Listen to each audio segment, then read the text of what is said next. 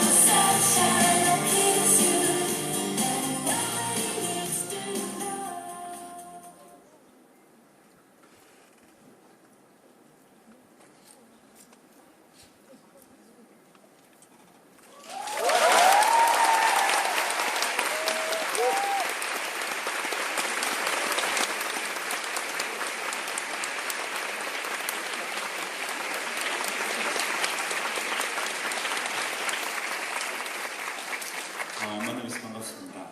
저희들이 원래 대학생들을 상대로 선생님하고 저하고 같이 강연 다닌 지가 이제 해수로 3년째인데 이번 여름방학 때는 집중적으로 이제 낮 시간 그 직장인들 포함해서 같이 우리 모두가 같이 안고 있는 고민에 대한 이야기 그렇게 나누는 시간 가지고자 해서 이렇게 만나게 되니까 굉장히 반갑습니다. 만나면서 반갑습니다.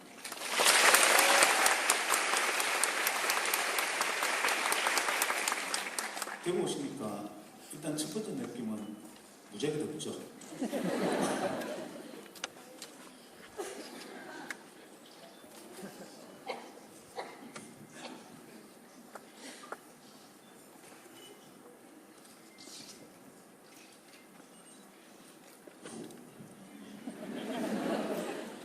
서울서 출발할 때만 해도 비가 부슬부슬 왔는데요.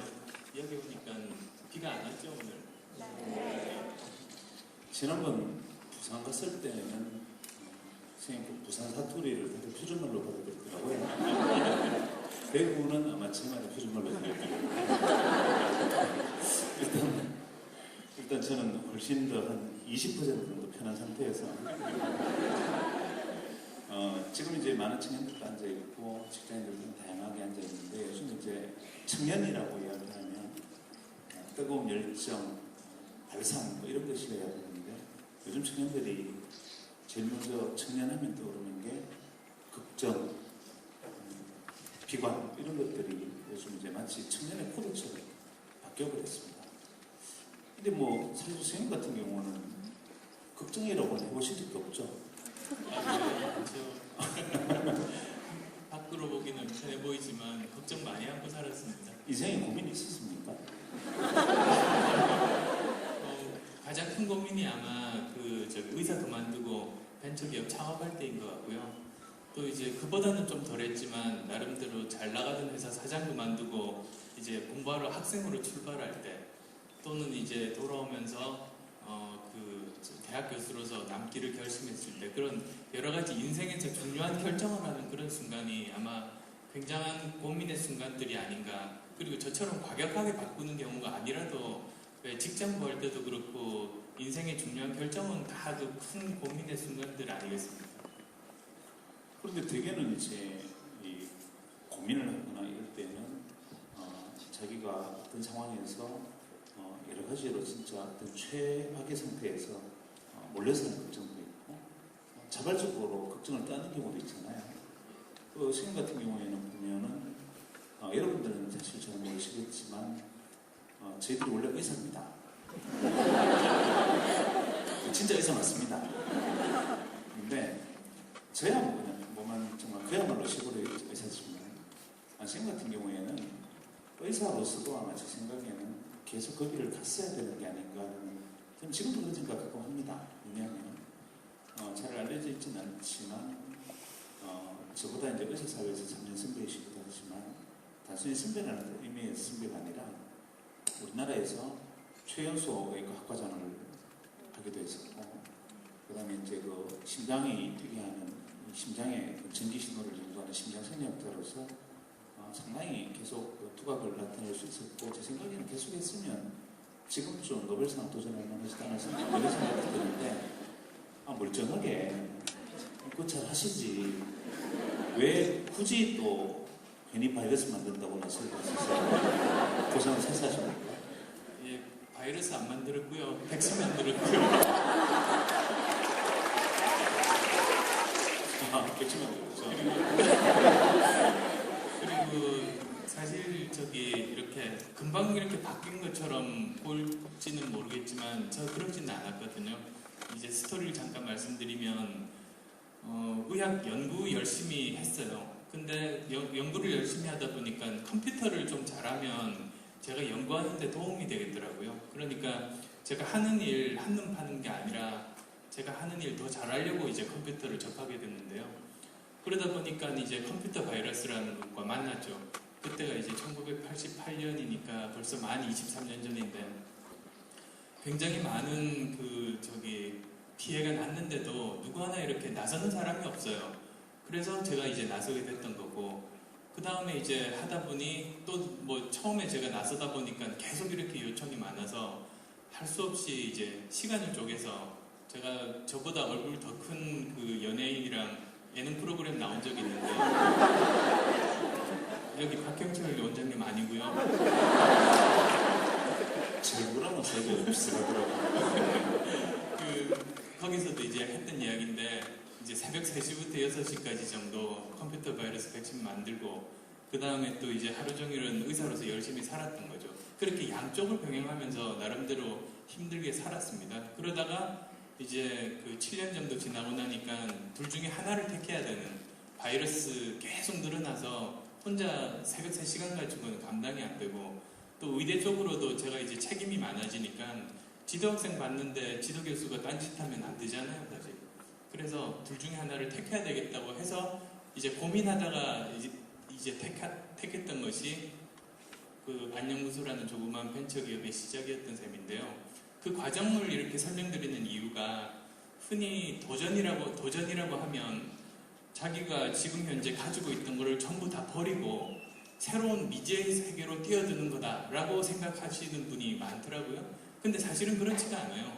정말로 진짜 도전은 뭐냐면 자기가 지금 하고 있는 일 열심히 하면서 다른 미지의 세계에 대해서 더 많은 노력을 들여서 가능성을 탐색하고 그 분야의 전문성을 기르는 겁니다. 그래서 사실은 저 같은 경우도 보시면 의사로서 주어진 일 열심히 하다가 도중에 도저히 시간이 안 나니까 새벽 3시간 시간을 만들어서 계속 두 가지를 병행하면서 어느덧 이제 양쪽 다 인정받을 만한 그런 수준이 되게 됐던 거죠.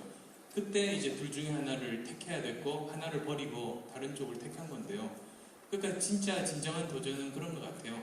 그냥 남들이 보기에 멋있게 가진 모든 것들 다 버리고 새롭게 뛰어드는 게 도전이 아니라 자기가 지금도 힘든데 2배로 고생할 각오를 하고 다른 일을 같이 함께 하는 거죠. 비슷한 예로 외국 신문 이렇게 보다 보니까 그런 게 눈에 띄더라고요. 어떤 예였었냐면 어떤 사람이 환경운동에 관심이 많은 사람이 있대요. 근데 이 사람이 자기가 결심을 해요. 내가 회사 정년퇴임하는 55세가 되면 그때 환경운동 하겠다고. 근데 이 사람이 만약에 회사 정말로 열심히 해서 55세 때 정년퇴임한 다음에 바로 그 다음날 환경운동에 처음 뛰어들면 그러면 굉장히 불행하다는 거죠. 실패하는 일도 많아진다는 거죠. 왜 그러냐면 자기가 아는 것도 하나도 없고 주위에 아는 사람들도 없고 그 일이 자기한테 막연히 생각은 하고 있었지만 실제로 일을 해본 적이 없으니까 적성에 맞는지도 몰라요. 그러면 굉장히 방황하는 시기가 좀 있게 되면 굉장히 불행해지고 이제 문제가 발생한다는 거죠. 그래서 그런 경우에 이제 레코멘드 하는 것이 10년 정도 전 또는 5년 정도 전부터 시간을 내라. 그래서 휴일 되면 너무 피곤해서 쉬고 싶은데도 휴일날 시간을 내서 환경운동 단체에 가입을 해서 세미나도 듣고 사람들도 이렇게 사귀고 그리고 직접 이렇게 봉사활동도 나가보는 생활을 5년 정도를 병행을 하게 되면 55세 정년퇴임한 직후에 바로 그 다음 날부터 주위에 아는 사람들도 많죠. 아는 것도 많죠. 그리고 일도 직접 해봤으니까 확신도 가지고 다시 그 일로 뛰어들면 굉장히 행복하게 잘 할 수 있답니다. 그래서 이런 도전이라는 게 그런 것 같아요. 도전이 무모한 게 아니고 남들이 보기 멋있는 게 중요한 게 아니라 끊임없는 탐색의 시간, 또 끊임없는 자기의 노력, 2배 고생할 각오를 하는 것들, 그런 게 진짜 진정한 의미에서 도전 아닌가 생각이 돼요. 실제로 이제 그 청년들하고 대화를 해보면 많은 이야기를 이렇게 하는 분들이 있죠. 지금 하고 있는 일이 재미가 없고 직성에 맞지 않아서 다른 일을 할까 하는데 과감하게 포기를 해야 되는데 용기가 나지 않아요. 이렇게 말하거든요. 그런데 이제 대개 그때 나오는 답 중에 제일 먼저 대받아야 되는 질문은 뭐냐면 혹시 자기 자신이 그것을 최선을 다하지 않았기 때문에 자기 자신이 거기서 성과를 거두지 못했고 그것을 적성에 맞지 않는다라고 스스로 자기 변명을 하는 것은 아니냐를 먼저 살펴봐야 됩니다. 세상에 처음부터 재밌는 일은 아무것도 없잖아요. 도박 처음부터 재밌고 마약 처음부터 재밌고 놀이 처음부터 재밌고 하지만 실제로 우리가 어떤 일에서 성과를 거두는 것은 내가 잘할 수 있을 때까지 꽤 긴 시간에 고통이 따르고 그 고통의 시간이 지난 다음에 비로소 무엇인가 나의 노력의 성취가 이루어지기 시작할 때 기쁨을 느끼는 것인데 그 단계까지 책임을 못한 상태에서 적성에 맞지 않다. 그래서 나는 다른 것을 선언하고 싶다라고 말하지만 다른 것 재밌어 보이는 것은 어떻게 말하면 가장 그것이 적성에 맞지 않을 수도 있는 일인데 그래서 같이 노력하고 탐색하고 자기의 재능을 가늠해보는 시간이 필요한 것 이게 아주 중요한 거 아니겠습니까? 그런데 이제 다른 사람의 경우에는 이런 것도 이해가 충분히 될 수도 있는데 그래도 안승호 같은 경우에는 멀쩡하게 대학에서 의과대 교수로 그것도 아주 잘 나가는 의과대 교수가 하다가 바이러스가 아닌 백신을 들고 난데없이 아무리 내가 같이 해보고 이게 재밌다 생각이 들어도 갑자기 의사 그만하고 갑자기 그것도 무료 바이러스 백신 이거 만드는 회사 차리겠다 이렇게 말을 하면 본인이야 그럼 독특하면 그럴 수도 있는데 식구들이 그 아무 소리 안 하셨습니까? 그래서 사실은 식구들한테 고맙죠. 왜 그러냐면 저도 이렇게 마음이 모진 사람이 안 돼서 주위 식구들이 굉장히 불행해하고 끝까지 싫어한다면 사실 저도 할 용기를 못 얻거든요. 근데 이제 그때는 고마웠던 게 뭐 주위에 저희 식구도 있고 또 저희 부모님도 계신데 찬성도 안 하셨는데 반대도 안 하시더라고요. 그래서 나중에 여쭤봤어요 부모님들한테 그때 왜 그렇게 적극적으로 반대 안 하셨냐고 했더니 저 싫은 마음이 드는 건 누구나 다 당연한데 제가 그동안 살아오면서 나름대로 정말로 치열하게 열심히 살고 신중하게 고민 많이 하고 저 나름대로 결론을 낸 다음에 이야기를 하고 행동으로 옮기고 그랬었기 때문에 거기에 대해서는 이제 신뢰가 있으셨던 거죠. 그러다 보니 저게 참 저러면 안 되는데 그래도 얼마나 본인이 더 많이 고민을 하고 그런 선택을 했겠냐. 그래서 그냥 한번 지켜보자. 그러셨다고 하더라고요. 그래서 사실은 감사한 마음이고요. 덧붙여서 사실 그래서 고민이 중요한 것 같아요. 고민이라는 게. 왜 흔히들 청년들, 청춘들 하면 이제 고민이라는 단어와도 이렇게 많이 연관을 짓기도 하는데 고민해보면 지긋지긋하죠, 사실. 같은 고민 아침부터 저녁까지 일주일 내내 고민하면 정말 고민 좀 없었으면 좋겠다 이렇게도 생각하세요. 근데 이 고민이라는 게 참 신기한 게 저도 이제 특히 의대 그만두고 이제 벤처기업 창업할 때 고민을 많이 했는데요. 고민이라는 게 강상준 교수님 표현에 의하면 강상준 교수 아시죠? 일본 동경대학의 한국인 국적을 가지고 정교수가 된 최초의 사람이거든요. 근데 이분이 고민은 축복이다라고 해요. 그리고 또 고민은 행복의 열쇠다. 그런 표현들을 많이 쓰세요. 왜 그러냐면 사실 실제로 고민을 해보면 답이 없으니까 고민을 시작하는데 정말 오랜 기간 동안 나름대로 치열하게 고민을 하다 보면 답을 찾아요. 그리고 생각이 정리가 돼요. 그리고 정말로 자기가 인생에서 뭘 원하는지를 스스로 알게 돼요. 발견하게 돼요. 그런 게 고민의 힘이기도 한 것 같아요. 그리고 정말로 자기가 인생에서 행복해지려면 자기가 뭘 원하는지를 모르는 사람은 행복해질 수 없거든요. 근데 그걸 발견할 수 있는 기회를 가지게 되죠. 그래서 고민이 행복의 열쇠고 축복이라고 하는 게 사실 그런 것 같고요.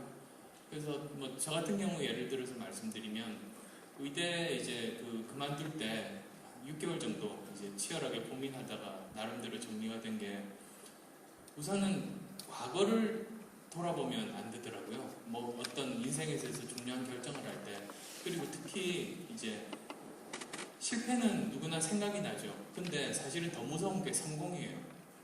나름대로 열심히 산 사람들은 뭐를 하나 가지게 되거든요. 그 결과로. 근데 그 다음부터 하는 모든 인생에서 중요한 선택을 할 때 이걸 안 놓고 자꾸 이렇게 바라보다 보니까 객관적으로 좋은 선택을 못 하게 되는 것 같거든요. 저기 원숭이 잡을 때 방법 아실 거예요. 원숭이 잡으려면 저 밀름에서 투명한 병 속에다가 사탕 넣어두고 있죠. 그러면 원숭이가 몰래 가서 보고 사탕이 있으니까 그 병 속으로 손을 이렇게 넣어서 사탕을 움켜쥐는데 주먹이 되니까 이제 손이 빠지지를 않는 거예요. 그래서 한참 이렇게 그 사탕 때문에, 욕심 때문에 계속 이렇게 빼려고 노력을 하는데 사냥꾼이 그 모습을 보고 쫓아와요. 그러면 이 원숭이가 사탕만 놓으면 손을 빼서 달아날 수 있는데도 끝까지 못 놓잖아요. 그래서 결국 사냥꾼한테 잡혀서 목숨을 잃는데 그게 원숭이 이야기가 아니고 사람 얘기인 거죠. 그런 경우를 사실 굉장히 많이 보거든요. 여기 직장 다니시는 분들도 어느 정도 있으실 것 같은데요. 임원이 될 때 특히 그런 일이 많이 발생합니다. 부장과 임원이 굉장히 틀려요. 뭐 임원이 기업의 별이라고 하는데요. 부장은 뭐냐 하면 자기가 맡은 부서의 장이잖아요. 부장. 그 사람이 하는 일은 다른 부서 돌볼 필요 없어요. 자기 부서만 잘 되면 돼요. 그래서 잘하면 인정을 받아서 임원이 돼요. 근데 임원은 뭐냐? 임원은 자기가 맡은 책임 말고 그게 좌우로 회사 내에서 다른 부서들이 있잖아요. 거기에 미치는 영향을 살펴보고 회사 전체가 잘 되게 하는 큰 시각을 가진 사람이 임원으로서 적합한 사람인데요. 많이 저지르는 실수가 자기가 부장 때 자기 부서만 잘했을 때 그거 인정받아서 임원이 되니까 임원 돼서도 자기의 습관을 그대로, 자기의 성공 신화 같은 것들 그거 그대로 이렇게 그 습관을 못 버리고 그대로 하는 거예요. 그러면 평가 못 받고 실패하고 잘려요. 뭐 대기업에서도 그렇게 훌륭한 사람들, 임원된 사람들 거의 상무되고 1년 만에 무수수 이렇게 다 잘리는 사람들 굉장히 많이 보고 안타까웠는데 그런 게 다 그런 것 같더라고요. 그러니까 정말로 인생의 중요한 결정을 할 때는 사실은 자기가 예전에 실패했던 것뿐만 아니고 성공하고 지금 가지고 있는 것도 다 놓고 객관적으로 봐야 된다. 그 생각이 떠올랐어요. 또 이제 주위 사람 평가에 또 지나치게 집착하거나 연연하면 안 되겠다는 생각을 하게 됐어요. 카이스트에서 학생 가르치면서 그런 학생들 많이 보는데 착하고 정말 부모님 말씀도 잘 듣고 나름대로 공부도 열심히 해서 좋은 대학을 갔어요. 근데 부모님 시키는 대로 시키는 과를 갔어요. 근데 뭐 1, 2학년 때까지는 괜찮죠. 뭐 별로 전공도 공부도 안 하고 노느라고 정신이 없어서 모르다가 3학년 돼서 보니까 자기 적성에 안 맞아요. 그 뒤늦게 알아요. 근데 지금 이제 이렇게 전공 바꾸기는 좀 늦었죠. 그러다 보니까 굉장히 고민이 심하고 이렇게 막 다른 과로 바꿀 용기도 안 나고 해서 고민하면서 바짝바짝 말라가요. 아마 그게 심해지면 카이스트 학생들 자살 사건처럼 그런 일까지도 이제 연결될 수도 있는데 그래서 정말로 자기가 행복하려면 주위 사람들을 단기적으로 행복하게 하는 선택보다 자기가 행복할 수 있는 선택하는 게 맞더라고요. 그래서 만약에 자기가 행복할 수 있는 선택을 먼저 하게 되면 주위 사람들은 섭섭해할 수 있잖아요. 근데 오랫동안 장기적으로 봐서 자기가 행복할 수 있는 선택을 한 사람은 행복해질 수 있는 확률이 높고 그 모습을 바라보는 주위 사람들은, 부모님들은 행복하죠. 사실 원래 바라던 게 그것이었으니까. 그러니까는 너무 이렇게 주위 사람들의 단기적인 평판이나 단기적인 행복에 너무 연연하면 오히려 일을 그르치기 쉽다. 그 생각을 했었고요. 또 하나는 결과에 너무 집착하고 결과에 미리 욕심내면 안 되겠다 싶은 생각이 드는 게 사업하면서 그런 경험을 많이 하게 됐어요. 사업할 때 보면 어떤 경우는 제가 최선을 다했는데 사업은 실패하게 되더라고요. 또 어떤 경우는 제가 그렇게 노력을 안 했는데 성공하는 경우도 생겨요. 그래서 그걸 이렇게 계속 하다 보니 그게 이제 학생 때와 실제로 이제 직장 나가서 생활할 때가 틀린 건데, 이게 결국은 어떤 결과를 내기 위해서는 내가 결과에 영향을 미칠 수 있는 몫은 3분의 2 정도밖에 안 되는구나. 그걸 깨달았어요. 그럼 나머지 3분의 1은 주위 사람들의 도움이나 또는 사회가 나한테 기회를 주고 여건을 주고 그런 경우가 성공을 하게 돼요. 그러니 내가 만약에 성공했다면 그 결과에 3분의 2만 진짜 내 거죠. 3분의 1은 사회가 나한테 준 거예요. 그래서 또 이제 저보다 얼굴 더 큰 분하고 이야기할 때 말처럼 성공을 100% 개인화하는 건 문제 있는 것 같다라고 말씀드린 게, 그게 책에서 보고 혼자서 생각한 게 아니라 사회생활하고 창업하고 일하면서 나름대로 깨달았던 거예요. 그러니까 이게 무슨 책에 기반한 게 아니라 제 실제로 경험을 통해서 나름대로 이제 깨달았던 그런 부분들인데, 그러면 그런 결과가 나오기까지 내가 영향을 미칠 수 있는 몫은 3분의 2 정도에 불과한데, 그런 것들 또 나머지 사람들의 도움 이런 거 생각 안 하고 그냥 결과부터 욕심내는 거 맞지 않는 것 같더라고요.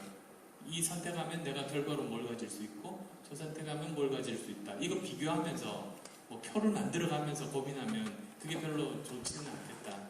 그래서 고민하면서 나름대로 정리됐던 생각이, 정말로 인생의 중요한 결정을 할 땐 과거는 잊어버리고요. 성공이든 실패든. 그리고 주위 사람들의 지금 현재 단기적인 행복이나 평가에 너무 연연하지 말고, 그리고 또 미래에 대해서 결과만 가지고 미리 욕심을 내지 말고, 그렇게 세 가지만 이렇게 걷어내고 나면 정말로 투명해져요. 본질만 보이거든요. 그렇게 결정하는 게 맞겠다. 그게 고민했던 그런 결과인 거죠. 이제 얘기 쭉 들으면서 저는 떠오르는 두 개의 단어가, 하나는 가치관, 하나는 지혜, 이런 말이 떠오르네요.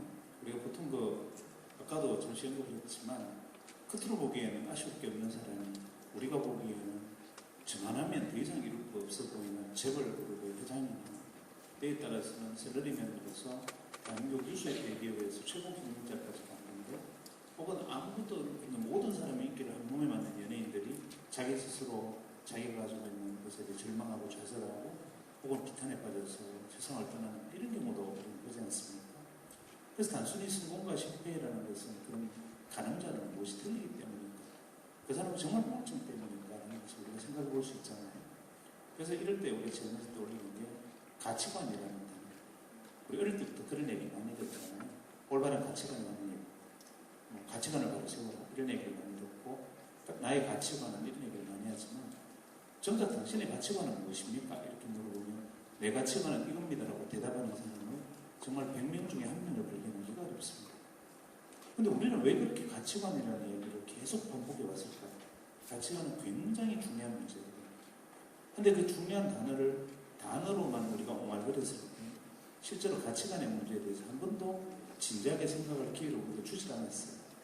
학교에서도 바른 가치관을 가져라 이렇게 가르쳐 놓고는 진짜 그 가치관이 무엇인지, 어떻게 가치가 있는지를 우리는 배운 적도 없고 거기에 대해서 논의해 본 적도 없거든요. 가치관이 뭐겠습니까? 그냥 내가 생각할 때 어떤 것이 더 중요하고 어떤 것은 내게 중요하지 않아.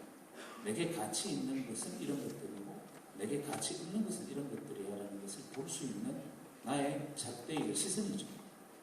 여기에 대한 나의 시선과 기준이 뚜렷해야 내가 그 저울을 가지고 있어야 이런 종류의 그런 가치가 있고 이런 종류의 그런 가치가 없다는 뚜렷한 기준이 생깁니다. 그 가치관의 기준에 알맞는 일의 목표를 세우게 돼요. 내가 세운 목표가 나의 가치관과 맞는 빗나가버리면 그 목표를 열심히 달려가서 달성을 막상 했다 하더라도 봉우리를 막 올라가서 등산에 등장해서 드디어 올라왔다 정상에서 깃발 꽂고 정상하고 딱 보니까 옆에 정상은 저기예요. 그럼 도로 내려가서 도로 올라가야 되잖아요. 좌절과 생명을 하게 되지 않습니까? 그래서 진짜 내가 가치관이라는 것은 산을 이렇게 보면서 저기가 정상이구나, 저기를 올라야겠구나 하는 것을 아는 것이고, 목표라는 것은 그 정상에 도달하기 위한 거리를 저걸 두벅두벅 정해놓고 가서 깃발을 꽂는 의미이니까, 실제로 가치관이라는 길 위에서 그 가치관에 합당한 목표를 세우고 그 목표를 통해서 성취하게 가는 과정이라면 목표를 달성했든 하지 않았든 나의 인생은 한 발짝 한 발짝이 다 의미가 있는 것이잖아요. 그래서 가치관의 문제를 생각해야 되는데, 문제는 이런 가치관을 뚜렷이 세우고 목표가 가치관과 일치하는지 혹은 내가 만나는 현상들이 실제 가치관과 부합하는 것인지를 판단하고 가능하는 반짝이는 눈은 지혜입니다. 우리는 모두 지식은 중요하게 생각하고 지혜는 가볍게 여기는 경향이 있죠. 지식은 외부와 관계합니다. 가르치고 배우는 것이죠. 학교에서 수업을 듣기도 하고 내가 책을 통해서 익히기도 하고 지식이라는 것은 누군가가 가르치고 배우고 하면서 외부와의 관계 속에서 일어나는 것이니까 지식만 쌓으면 우리가 컴퓨터 하드디스크 안에서 기록물을 정리하는 것처럼 내 자신에 대한 매뉴얼을 두텁게 하는 데 불과해요. 지혜는 무엇이냐? 쌓아둔 매뉴얼 지식을 어떻게 사용할 것인가? 어떻게 다른 지식을 거기다 집어넣을 것인가? 컴퓨터 하드디스크 안에 내 가치관에 합당한 올바른 것들을 쌓아 올리면 이 매뉴얼이 굉장히 쓸모가 있는데 정말 이것저것 음악 파일도 들어있고 야동도 들어있고 게임도 들어있고 이러면 이 컴퓨터는 목숨 컴퓨터가 되잖아요. 거기다 바이러스도 막 들어있고 그래서 그런 것들을 가리고 그것을 적절하게 사용할 수 있는 능력은 지혜입니다. 지혜는 내면과 관계하기 때문에 많은 고민을 하고 사색을 하고 사유를 하고 살아가야 하는 체득이 됩니다. 그래서 습관적으로 살아가는 사람은 아무 생각 없이 살아가는 사람은 지혜가 생기지 않아요. 항상 새로운 게 부딪혀서 새로운 생각을 하고 끊임없이 고민을 하는 사람이 그 고민의 결과가 쌓인 두께가 바로 지혜거든요. 그 지식과 지혜 가치가 이 세 가지를 골고루 갖추는 게 중요한데 그것을 어릴 때부터 다 갖춘 이런 분들을 우리가 보통 음치나 이렇게 부르잖아요. 그러니까 아까 말씀드렸고 굉장히 재수없지 않아요? 그러니까 이렇게 나는 이런 선택을 했는데 부모님이 믿어주시더라고요. 내가 의사 그만하고 앉아서 벤처 한다는데 내 아내는 당신이 하고 싶은 대로 하라. 근데 그러다 보니 사실 고생을 해도 하소연할 데가 없다는 그런 문제가 있더라고요. 그래서 예를 들면 처음에 사실 그 기업하고 4년을 고생했어요. 근데 이게 미래에 대해서 무슨 전망이나 안전 보고 이렇게 계산해서 한 선택이 아니거든요. 말씀드렸듯이 고민해서 나름대로 이런 3가지 원칙을 세우고 그냥 욕심 안 내고 했던 선택이다 보니 첫 4년 동안 직원 월급 줄 길이 막막했어요. 그러니까 안녕부서가 지금도 이제 25일이 월급날인데요. 월급을 주고 나면 월초가 되면 아니 도대체 아무리 이렇게 계산을 해도 그달 직원 월급이 모자라요. 그러면 어떻게 해요? 한 달 내내 굉장히 이렇게 힘들게 돈을 모으고 그래도 안 되면 이제 그 은행 찾아가가지고 직원한테 싹싹 빌려서 어음깡을 해야 되거든요. 이게 무슨 공식이 있는 게 아니라 직원 기분에 따라서 어떨 때는 해주고 어떨 때는 안 해주더라고요. 그래서 모자라면 또 제 월급 못 받고요. 그렇게 해서 겨우겨우 해서 월급을 마련하면 다시 또 일일이 돼요. 그래서 지금도 사실 월초가 되면 막 기분이 좀 이상한 게 지금까지도 좀 그런 게 남아있는데요. 그 정도로 막 힘들고요. 그리고 또 이제 제일 힘든 순간이 이런 순간인 것 같아요. 자기 동기동창하고 비교가 되는 그 순간. 그게 근데 자기도 모르는 새 찾아와요. 저는 사실 별로 이렇게 다른 사람하고 비교를 안 하는 사람이거든요. 근데 그게 저도 모르는 사이에 갑자기 머리를 땅 때리는 순간, 예를 들면 창업한 지 한 2년 정도 됐나요? 그래서 그때가 이제 장소가 서울의 남부터미널이라고 있어요. 거기 모텔촌이고요. 굉장히 좀 험한 그런 데인데 거기서 이제 새 들어가지고 회사를 차렸었거든요. 밤이 되면 직원들 퇴근하고 나면 그날 저녁에 저 혼자서 이렇게 큰 계산기 가지고 오늘 쓴 돈, 오늘 번 돈 그거 이렇게 맞춰보는 걸 했어요. 제 직원이 꼭 몇십 원씩 틀려요. 그래가지고 이렇게 맞춰보는데 어느 날 이렇게 저녁에 어둑어둑할 때 저 혼자서 계산기 두드리고 있는데 내가 지금 뭐 하고 있는지 그 생각이 갑자기 저를 빵 때리는 거예요. 그러니까는 제 동기동창들은 다 이렇게 좋은 의대에서 교수하거나 뭐 어디 좋은 종합병원에서 취직해서 이렇게 잘 살고 있는데 저는 혼자서 덧셈 뺄셈 이거 하고 있으니까 와 그게 이렇게 탁 때리면 그게 진짜 견디기가 굉장히 힘든 그런 순간들이 오더라고요. 근데 이제 그런 게 몇 번 되면 이제 나름대로 사람은 다 살아가게 돼 있는 것 같아요. 그게 요령이 생겨요, 자기 나름대로. 그래서 예를 들면 저 같으면은 그 힘들 때 절대로 이제 다른 사람하고 비교 안 한다. 그런 게 생기고요. 그래서 사람 힘들게 하는 게 왜 저기 위만 쳐다보면 사람이 힘들거든요. 산 올라갈 때 막 힘들게 올라갔다고 생각하고 정상이 어디 있는지를 보려고 고개를 들었더니 구름이 앞을 가려서 정상이 어딘지 까맣고 보이지도 않으면 사람이 절망감에 사로잡히기도 쉽잖아요. 그때는 뒤돌아보면 돼요. 내려다보면 돼요. 그러면 이렇게 내가 별로 올라온 것 같지는 않지만 어느새 저기 보면 저 아마득하게 집도 작게 보이고 사람도 작게 보이고 내가 정말로 해놓은 거 없는 것 같은데 그나마 여기까지는 올라갔구나 그거 확인할 수 있거든요. 그래서 그런 일들 또는 목표를 너무 원대하게 세우면 지쳐요. 3년 후에 뭐 되겠다 그러면 그거 지치거든요. 그래서 잘게 쪼개서 올해 말까지 또는 이번 달 말까지 내가 뭐 하겠다 그렇게 해놓고 이제 그게 제대로 내 마음대로 마음 들게 그게 목표가 달성이 되면 그때는 자기가 자기한테 선물 주고 뭐 하루 이렇게 저기 회사 안 나가고 논다든지 뭐 이런 것들 또는 영화 보러 간다든지 뭐 그런 것들도 하나 방법이고. 기껏 이제 나쁜 짓을 한 게 영어 보러 간 겁니까? 예, 또뭐 고등학교 때도 선생님 몰래 영어 보러 간 적이 있어서 아직도 그게 기분이 좋은 거 있죠. 또 한 가지 방법은 아마 저기 걷는 것 같아요. 그러니까 이렇게 책상에 앉아서 회사에만 이렇게 있다 보면 절망감에 한번 사로잡히면 그게 회사 내에서는 해결이 안 돼요. 그러면 무작정 걷는 거예요. 그때 이제 그 서초동에 있을 때구나. 서초동에 있을 때인데요. 그 소나무 사거리라고 있어요. 거기에 이제 그 저기 회사가 있을 텐데 무작정 걸어요. 그래서 계속 이렇게 걷다 보면 이제 강남역 나오고 저기 테헤란로 저 언덕 저 역삼역까지 올라갔다가 다시 다 걷다 보면 이제 코엑스 있는 삼성역까지 가게 되거든요. 그러면 이렇게 걸으면 한 2시간 정도 돼요. 그 정도 걸으면 이제 좀 머리가 좀 맑아져요. 제정신이 좀 들어서 그 괜찮은데 돈 안 가지고 가면 버스비도 없으면 다시 또 걸어와야 돼요. 그래서 4시간 걸리는 왕복인데 뭐 그런 것들 하면서 나름대로 그런 요령들 나름대로 다 이제 가지게 되는 것 같아요.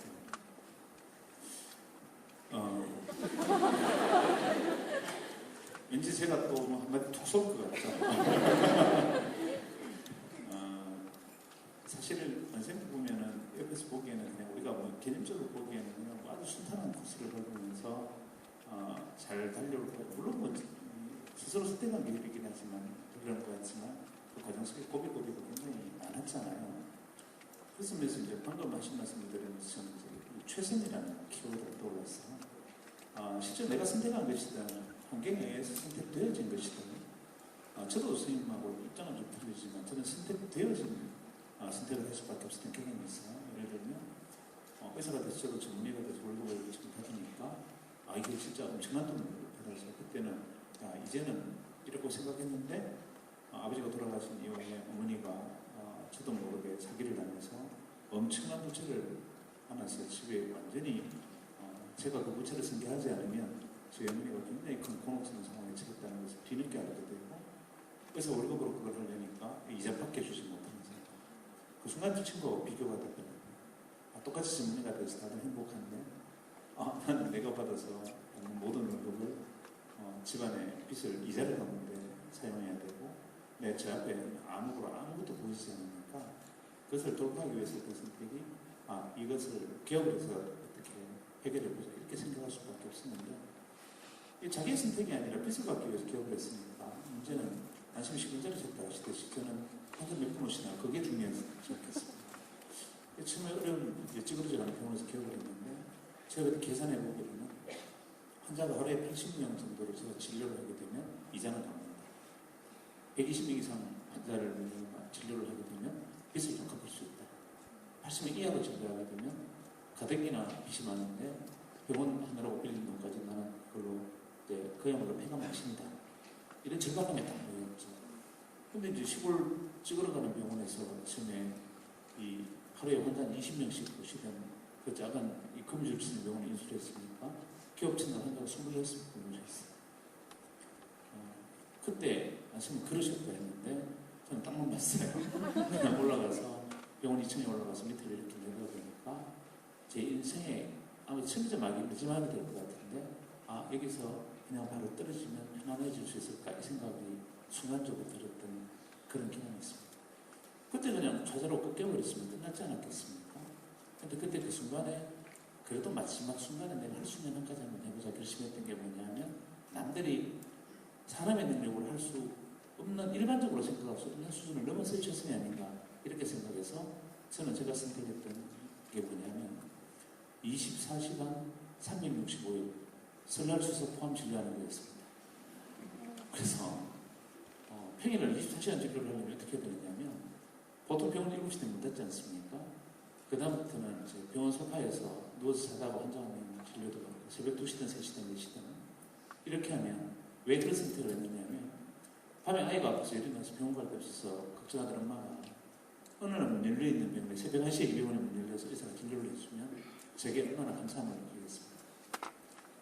그렇게 해서 진료를 했더니 그 다음에 어떤 일이 벌어졌느냐면 6개월 정도 지나니까 환자가 한 120명 이상을 바로 넘어서기 시작했고 1년 지나니까 하루에 한 200분 이상이 환자가 왔고 2년이 지나니까 전국에서 한 3등할 정도로 환자가 많이 와서 나중에는 혼자서 환자를 감당할 수 없어서 은행 번호표 대기표 뽑아놓고 2시간 만에 환자 접수 미리 완료해버리고 여기 신청하듯이 이런 식으로 해서 그 위기를 극복했던 그런 기억이 있습니다.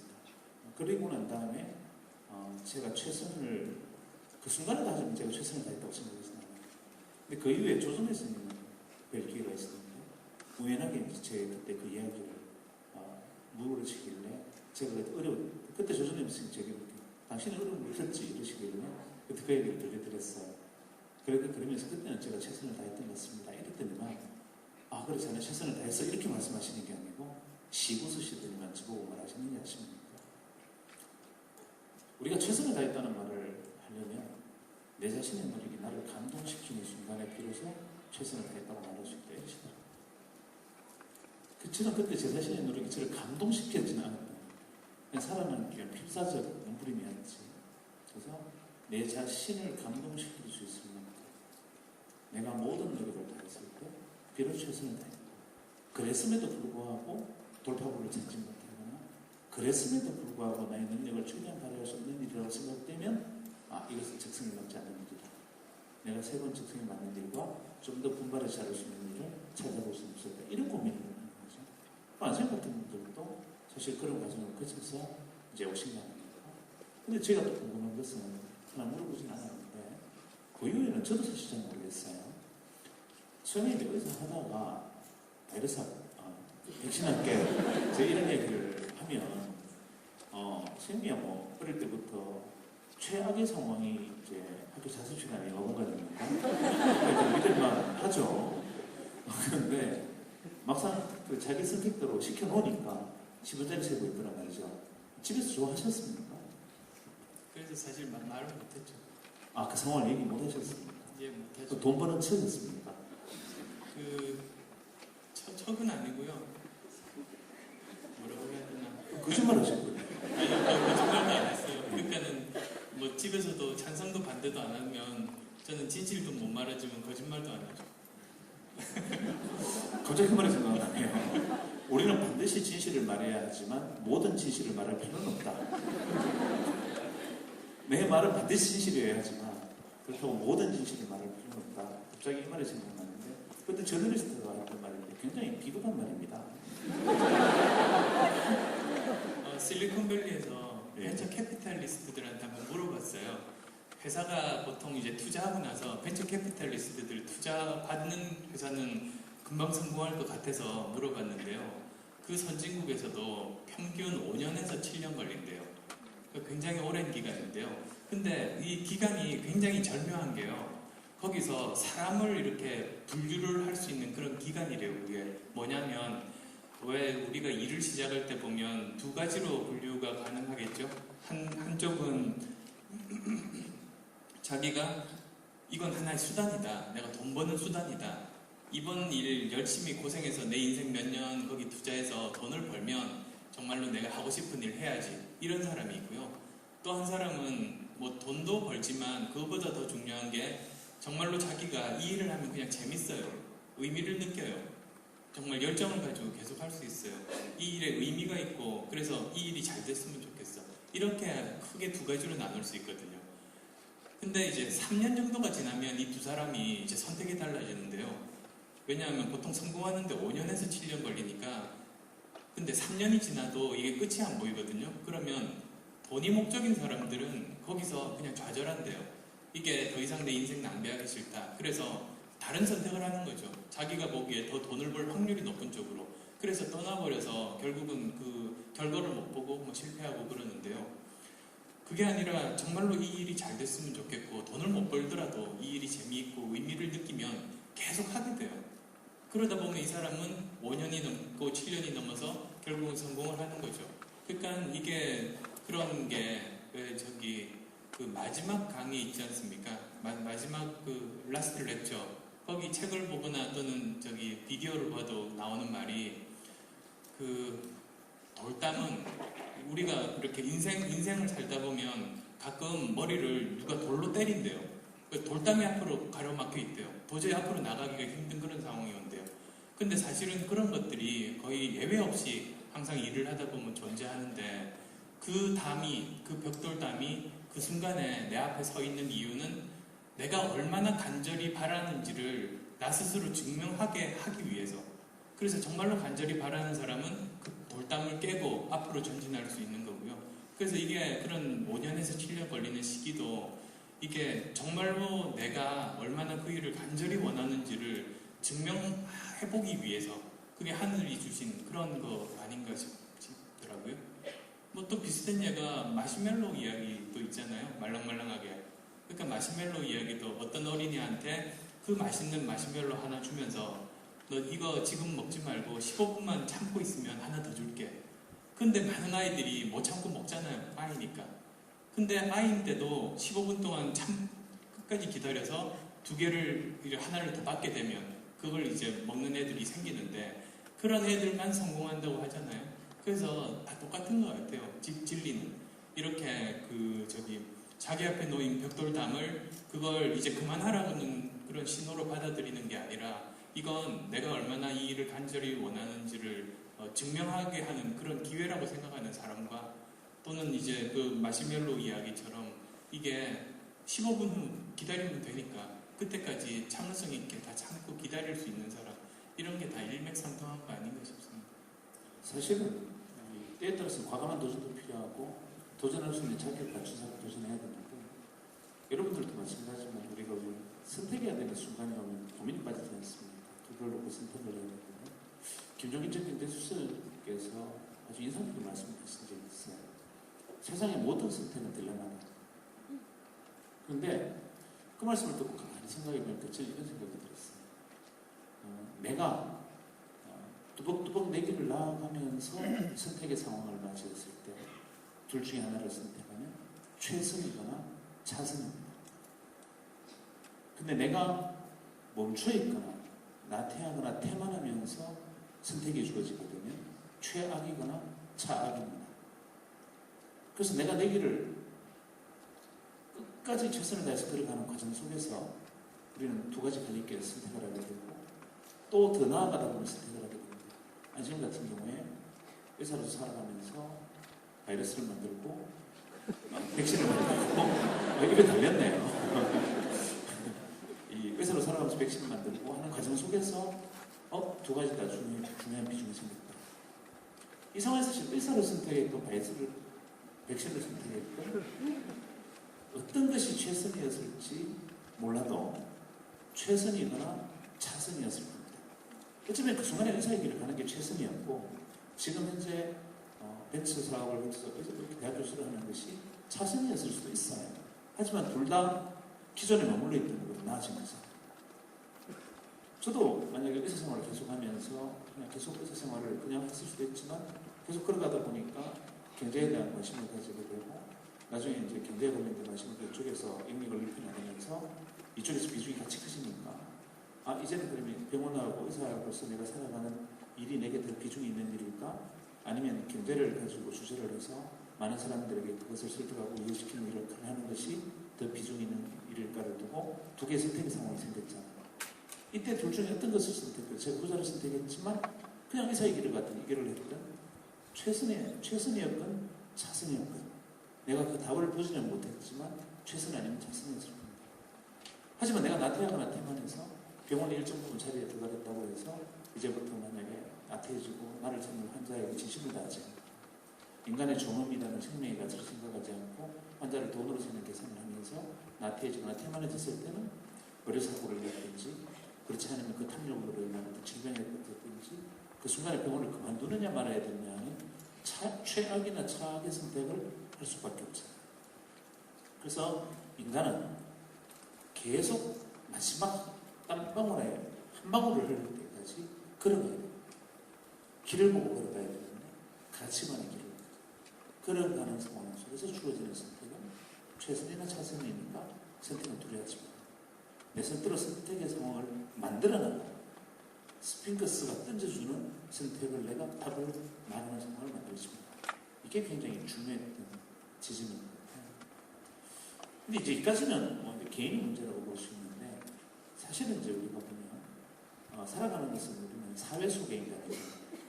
근데 안생 같은 경우 이야기를 들어보면 사회적 고민도 사회적 관심들 함께하는 것에 대한 관심들을 꽤 많이 가지고 계시죠. 사실 보면 안생 같은 경우에는 본인이 천재라고 생각하죠. 그럼 제가 항목을 안 내볼게요. 1번 나는 참 능력은 부족하지만 최선을 다해서 오늘 이 자리에 있다. 2번 능력도 무지하게 뛰어나지만 최선을 다했다.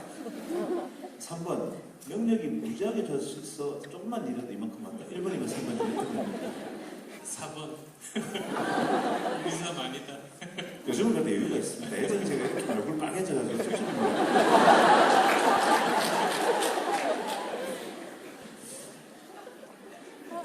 결국 이제 본인의 선택 아니다 이 말이죠. 굉장히 재수없는 제가 볼 때는 성실한 천재죠. 어떨 때는 제가 좌절감과 비애를 느낍니다. 이렇게 나도 머리가 좋았으면 나도 지금보다 훨씬 더 뭔가를 잘할 수 있을 텐데 좌절과 비애를 느끼는 그런 상황입니다. 그럼에도 불구하고 사실 우리가 자기의 능력을 최대한 발휘하는 사람이 자신의 성과를 자기의 것으로 가져가기 쉽지 않아요. 사회에 대해서 어떤 시선을 가지기 어렵고 소위 말하는 사회라는 것을 나의 영역과 거의 같은 것으로 보기는 어렵습니다. 근데 선생님은 사회에 대한 관심을 많이 가지고 계십니다. 사회에 대한 관심은 어떻게 해서 길러졌습니까? 얼마 전에 이제 저희들 가끔 김재동 씨 이제 같이 강연을 하잖아요. 그런데 이제 사전 조율 없이 이야기들을 많이 해요. 그래서 저도 옆에서 이제 듣는 편인데요. 김재동 씨 표현이 그런 말을 하더라고요. 우리 집 아이가 행복하게 살기 위한 그서는 뭘 해야 되느냐? 딱 하나를 해야 된대요. 그게 뭐냐면 옆집 아이가 행복하게 살게 만들어야 된대요. 그러니까 그게 얼마나 이렇게 함께 사는 사회에서 굉장히 중요해요. 그리고 또 이제 저 어릴 때 책을 많이 보다 보니까 어릴 때부터 들었던 생각이 나는 그냥 이렇게 학생으로서 그냥 공부만 열심히 하고 있는데 이런 사회의 문명의 혜택들은 내가 다 받고 있다는 걸 어느 날 이렇게 깨닫게 됐거든요. 지금도 보시면 이런 뭐 탁자도 그렇고 이런 강당 또는 저기 바깥에 자동차들 이런 것들이 다 보면 인류 선조로부터 내려온 그런 지식들이 쌓이고 같은 시대에 여기서 앉아 계시는 분들 이외에도 저기 현재 산업 현장에서 열심히 일하는 많은 근로자분들 때문에 문명의 혜택을 받고 있는 거잖아요. 특히 이제 학생 입장에서는 공부만 하면 다른 여러 가지 사회 혜택들을 다 이렇게 받고 이렇게 사는 거니까. 그러니까 나도 사회 구성원의 한 일원으로서 내가 받은 것 중에서 일부라도 돌려줄 수 있는 사람이 되고 싶다. 그게 이제 학생 때 가졌던 생각이기도 하고요. 아마 그런 고민들이 지금 계속 이어져 오는 거 아닌가 생각합니다. 저희들이 이제 보통 강연 갈 때 오늘은 낮 시간이라 바로 특별 게스트를 모신 게 아니라 법륜 스님 앞에 전문적 설을 먼저 하셨죠. 법륜 스님 굉장히 통찰적인 분이죠. 사실 저희들도 기차를 늦게 타고 갔으면 못 들어서 굉장히 아쉬워하고 있는데 법륜 스님은 엄청나게 많이 배웁니다. 근데 저희들이 이제 보통 어떤 특정 주제를 가지고 얘기할 때 보통 이 사회에서 그 문제에 대해서 가장 전문적인 식견을 가진 분들을 모시고 이야기를 들을 때가 많아요. 그 중에 이제 윤여준 전 환경부 장관님 모시고 얘기를 들은 적도 있는데 그분이 자꾸 얘기하다가 굉장히 일치된 경험 한 가지를 얘기하셨어요. 예전에 좌우표 둘이서 얘기를 하시다가 그분이 저한테 이런 말을 하셨던 분입니다. 약간 예담이긴 한데 요즘 굉장히 바빠 보이는데 하루에 몇 시간 정도 자느냐 이렇게 말하시거든요.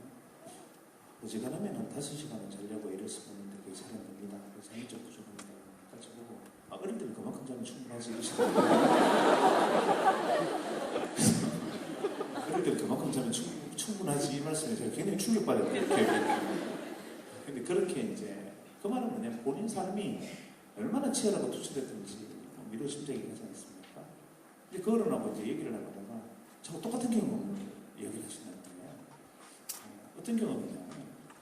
그거를 이제 충청도의 어떤 부잣집 굉장히 좋은 가문내 출신이시고 예전에는 왜 집에 이렇게 큰 이렇게 시골집에 있으면 막 일하는 사람들이 있잖아요. 그 일하는 분들이 한 몇 명 정도가 있는 그런 큰 대갓집 장손이 나는데 아버지가 그러시더니만 어느 순간 앞으로 지금부터 변소청소는 네가 해라 이렇게 얘기를 하시더라고요. 그래서 머슴들 이러는 그 화장실까지. 근데 시골의 재래식 화장실은 진짜 끔찍하죠. 우리 왜 산사 같은 데 가서 해우소 같은 데 떨어지는 소리는 것도 섬뜩하잖아요.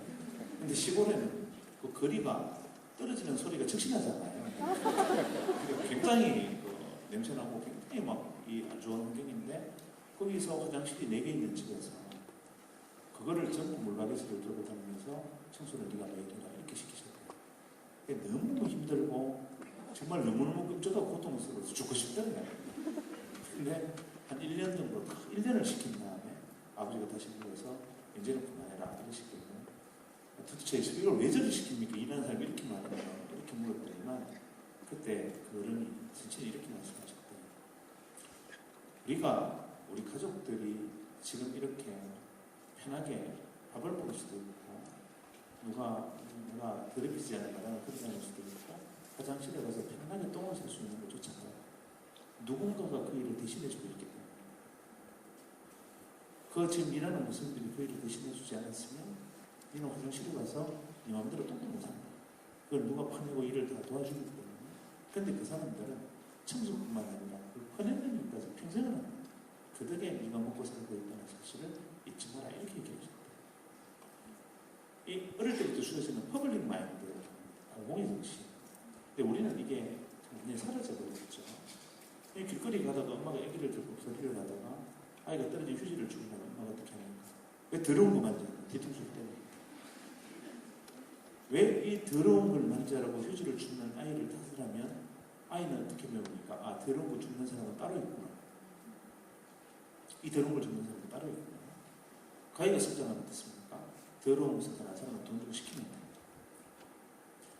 이렇게 성장해버리면 우리 사회에서 소위 말하는 퍼블릭, 함께하는 마인드가 사라지고 있는 거고 나를 위해서 누군가 해줄 수 있는 예를 들면 높은 주상복합 아파트에서 아침 엘리베이터를 타고 내려와서 엄마가 대기하고 있는 승무실을 타고 학교 가서 똑같은 아이들이 있는 환경에서 똑같은 친구들을 만나서 대화를 하고 똑같이 좋은 환경에서 학원 가서 수업 듣고 차 안에서 도시락 먹고 11시에 집에 들어와서 세수하고 공부하고 젖 만드는 아이가 이 거리를 누가 청소하고 현재 이 자기가 다니는 도로 위에서 차가 다닐 수 있게 되는 상황은 누구 때문이고 지금 현재 우리 집에 있는 모든 쓰레기나 음식물 쓰레기들이 버려져도 내가 그냥 행복하고 깨끗하게 살아갈 수 있는 보이지 않는 삶이 어떤 것이 되는 이해가 전혀 없잖아요.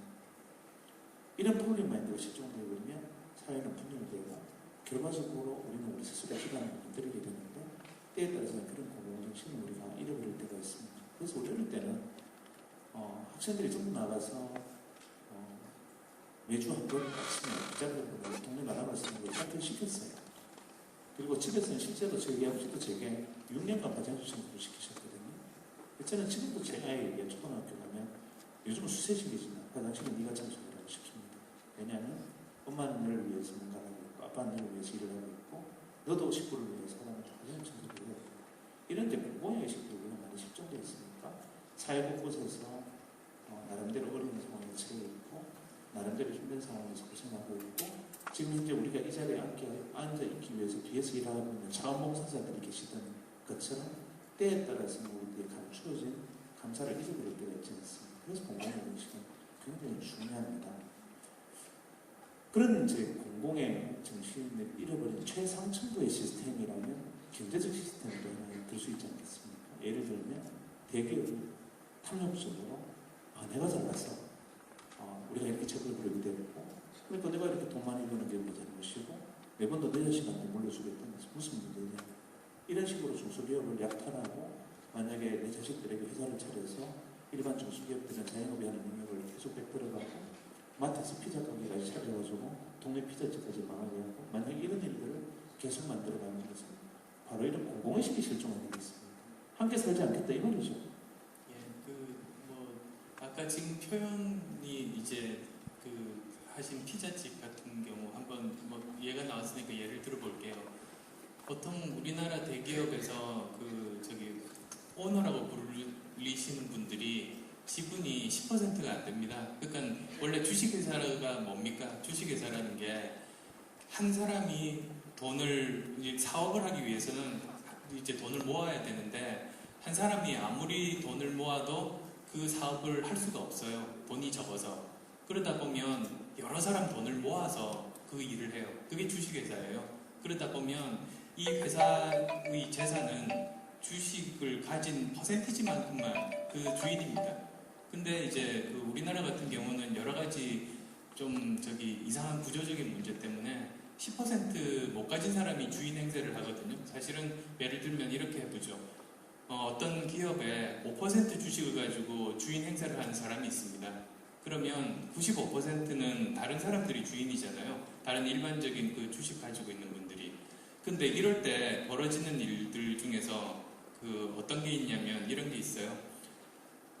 거기서 잘 되는 사업이 있죠. 잘 되는 사업이 있으면 새로 회사를 만들어요. 그러니까 이 대기업에서 직접 할 수 있는 건데도 분사를 해서 회사를 만들고 그 일을 거기다 넘겨줍니다. 근데 그러면 원래 그 회사 재산이잖아요. 그러면 기존의 주주들이 똑같은 회사 지분을 가지는 게 맞죠. 근데 이런 경우에 5%만 가지고 있는 사람이 몰래 이쪽 회사를 만들고 거기에 있는 100% 재산을 자기가 가집니다. 그렇게 되면 그거부터가 사실은 이제 문제고요. 사실은 그게 도둑질이거든요, 기본적으로. 근데 이제 문제를 악화시키는 게 어떤 게 있냐면 그렇게 해놓고 나서 이제 주주가 다른 회사죠. 그러다 보면 서로 이제 거래를 하게 되는데요. 과다하게 이익을 거기다가 줘요. 그러면 또 이제 원래 있던 회사가 할 이익을 그걸 저쪽 회사로 넘겨주는 거예요. 그러면서 이제 부가 빠져나가거든요. 그게 이제 지금 기업 지배구조 이야기도 하고 여러 가지 복잡한 이야기들이 있는데요. 사실 그게 지금 벌어지고 있는 굉장히 많은 부분들이죠. 그러니까 공식적인 그런 시스템을 통해서 회사의 재산들을 다른 쪽으로 이렇게 빼돌리는, 그러니까 소액 주주가 다른 쪽으로 재산을 합법적으로 빼돌리는 거죠. 사실 그런 일들이 계속 벌어지고 있는 그런 문제들, 그런 것들은 이제 두 눈 뜨고 현행법으로 사실은 처벌하는 게 맞죠. 그 문제가 하나가 있고요. 그리고 또 하나의 문제는 대기업과 또 이제 중소기업 간의 불공정 거래가 요즘 많이 벌어지고 있지 않습니까? 그 문제도 사실은 그 문제가 지금 현재 청년 실업의 가장 중요한 부분들 중에 하나입니다. 많은 청년들이 지금 현재 우리나라가 실업률이 얼마나 되죠?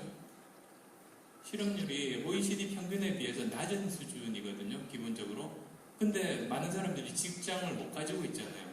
근데 그 이유가 사실은 실업률 통계는 안 잡히는데 실제로 직업을 못 가진 사람들이 많아서 그래요. 근데 그것만 해도 이제 1시간 이야기이기 때문에 그건 접어두더라도 어쨌든 대기업에서 중소기업으로 적절하게 서로 돈을 벌 수 있게 거래를 해야 되는데 그쪽 재산을 다 가지고 오다 보니 중소기업들이 새로운 직원들을 고용을 못 합니다. 새롭게 창업도 안 됩니다. 창업하면 다 망하니까. 그래서 거기서 새로운 일자리가 창출이 안 되는 거죠. 그러니까 이제 우리나라 같으면 다른 나라와 달리 대기업, 중소기업 간의 거래 관계 때문에 청년 실업이 많아집니다. 그게 거의 직접적으로 연관이 돼요. 그래서 이제 그런 문제가 또 있고요. 그리고 이제 또 하나로는 작은 정부라고 많이 하죠. 이번에 보면 작은 정부를 지향하겠다고 그랬잖아요. 근데 큰 정부와 작은 정부의 차이가 뭔지 아세요? 그건 뭐냐면 사실 복지 문제와 굉장히 관련이 되는데요. 큰 정부는 세금을 많이 걷어서 거기서 국민들 복지를 직접적으로 정부가 책임져요. 그러다 보니까 사실 사람도 많이 필요하고 돈도 많이 필요해요. 그런 거고요.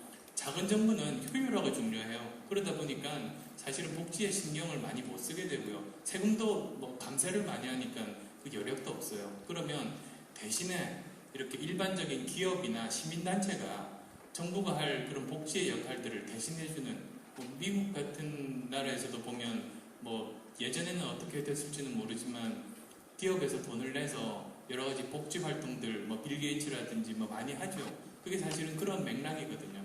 그게 회사 재산으로 복지 활동하는 게 아니라 자기 개인 재산으로 복지 활동들을 해요. 그게 이제 작은 정부인 거죠. 근데 이제 지금 현재처럼 우리나라가 대기업들이 내는 세금이 굉장히 낮은 수준이거든요. 실효세율이라고요. 뭐 10%뭐 이런 게 내는 데도 있어요. 큰 회사들 중에는. 그러니까는 그게 정부가 제대로 복지를 하려고 해도 돈이 없는 이유가 사실은 그래서 그렇습니다. 그래서 여러 가지 이런 간단하게만 말씀드렸는데요. 이런 여러 가지 문제들이 사실은 함축돼 있어서 지금 이런 구조적인 문제 때문에 젊은 사람들이 기회를 못 가지고 굉장히 힘들고 있으니까 이 문제를 해결해야 된다. 이 정도만 말씀드립니다. 결국 이제 이게 어떤 말씀이냐면, 예를 들면 대기업 회장이 그냥 자기가 충분히 받는 배당만, 예를 들면 모 대기업 그룹의 모 회장님의 경우에는 자기가 가지고 있는 주식에 대한 배당금만 1년에 1,200억 정도를 받습니다. 월급이나 이런 거 다 빼고 내가 회사 가지고 있는 지분에 대한 배당금이 1년에 1,200억씩 나와요. 저는 삼성그룹이라고 말한 적은 없어요.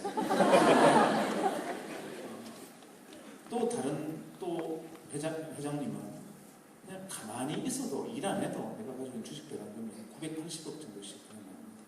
그리고 회장님 것만 그렇고 아들들 것까지 하면 4천억 정도가 배당금이 나옵니다. 1년에. 그러면 자본주의 사회니까 충분히 즐기시면 되는데 굳이 사이 보고 밥집 하나 차려가 해놓고 회사 보내 식당 줘버리고 나중에 뭐 광고회사 하나 차려가 해놓고 회사 광고 거기다 맡겨버리고 셋째 사이 보고는 문방구 하나 차려가 해놓고 회사에서 모든 걸 거기 사버리고 이렇게 하면서 그 회사에서 대신 줄 때는 밥집에는 전체 값보다 더 많이 주고 더 많이 줘서 거기 배불려주면서 그 일가의 재산을 불려나가는 어떤 문제가 생기는 거냐면 그분들의 탐욕이 문제가 아니라 그 과정 속에서 우리 아버지가 하던 밥집이 거기에도 납품해야 되는 기회가 뺏겨버려요. 자기 딸에서 광고 세워서 광고를 줘버리면 여기 청년들 중에 나중에 나는 광고인이 돼서 뛰어난 창의적 광고인이 되겠다고 생각하던 청년의 미래가 뺏겨버립니다. 대기업이 하나마다 MRO라 그래서 서류 현장 종이 현장까지도 전부 자기들이 그런 식으로 회사 처리해서 해버리면 우리 시대의 작은 중소기업 문방구 대기업 직원들이 나와서 복사제 현장 사는 것까지 사라져버리니까 우리 아버지 문방구가 망해버립니다.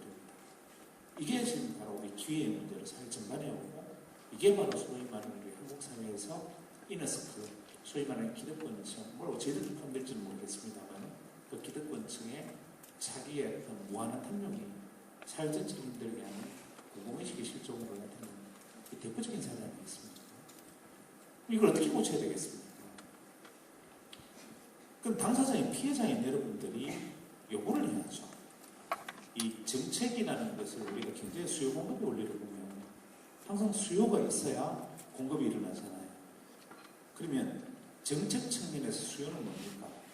시민들이나 국민들이 이거 이렇게 좀 해주라 하고 계속 목소리를 높이면 수요가 일어납니다. 그러면 정책은 거기에 맞춰서 정책을 만들어주게 되는 게 공급이죠. 예를 들면 가만히 있으면 수요가 없으니까 공급이 없잖아요. 예를 들면 대학생들이 똘똘 뭉쳐가지고 등록금 해버리니까 하여튼 뭐 10%를 낮추든 20%를 낮추든 정책적으로 공급이 나타나죠. 예를 들면 어떤 문제에서 이제 못 살겠다 고쳐라 이렇게 해야 정책에서 공급이 나타나잖아요. 즉 시민의 요청만이 문제를 해결할 수 있는데 우리는 산발적으로 흩어진 개인이라 생각하고 그 주장을 나 혼자 했으면 안 하고 다 물어버리기 때문에 이런 탐욕은 끊임없이 벌어지는 거 아닙니까? 우리가 알고 있는 세상의 진실은 어떻게 결정되겠습니까?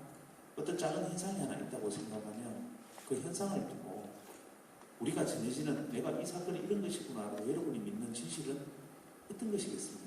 예를 들면 한진중공업에 노동자가 타워크레인에 매달려서 지금 파업 농성을 하고 있습니다. 여기서 이해 당사자는 누굽니까? 재벌 기업과 근로자 둘이가 직접 이해 당사자는 그러니까 나머지 지켜보는 사람이죠. 그럼 이해 당사자 두 사람이 하소연을 하는데 노동자의 하소연은 이렇습니다. 노동자의 하소연은 거칠죠. 나도 직장이 뺏겼다. 이 회사를 위해서 평생을 헌신을 하는데 이렇게 헌신자를 버리듯이 내팽개쳐도 되나? 우리 노동자를 이렇게 죽여도 되냐? 거칠고 감정적이고 정규잖아요.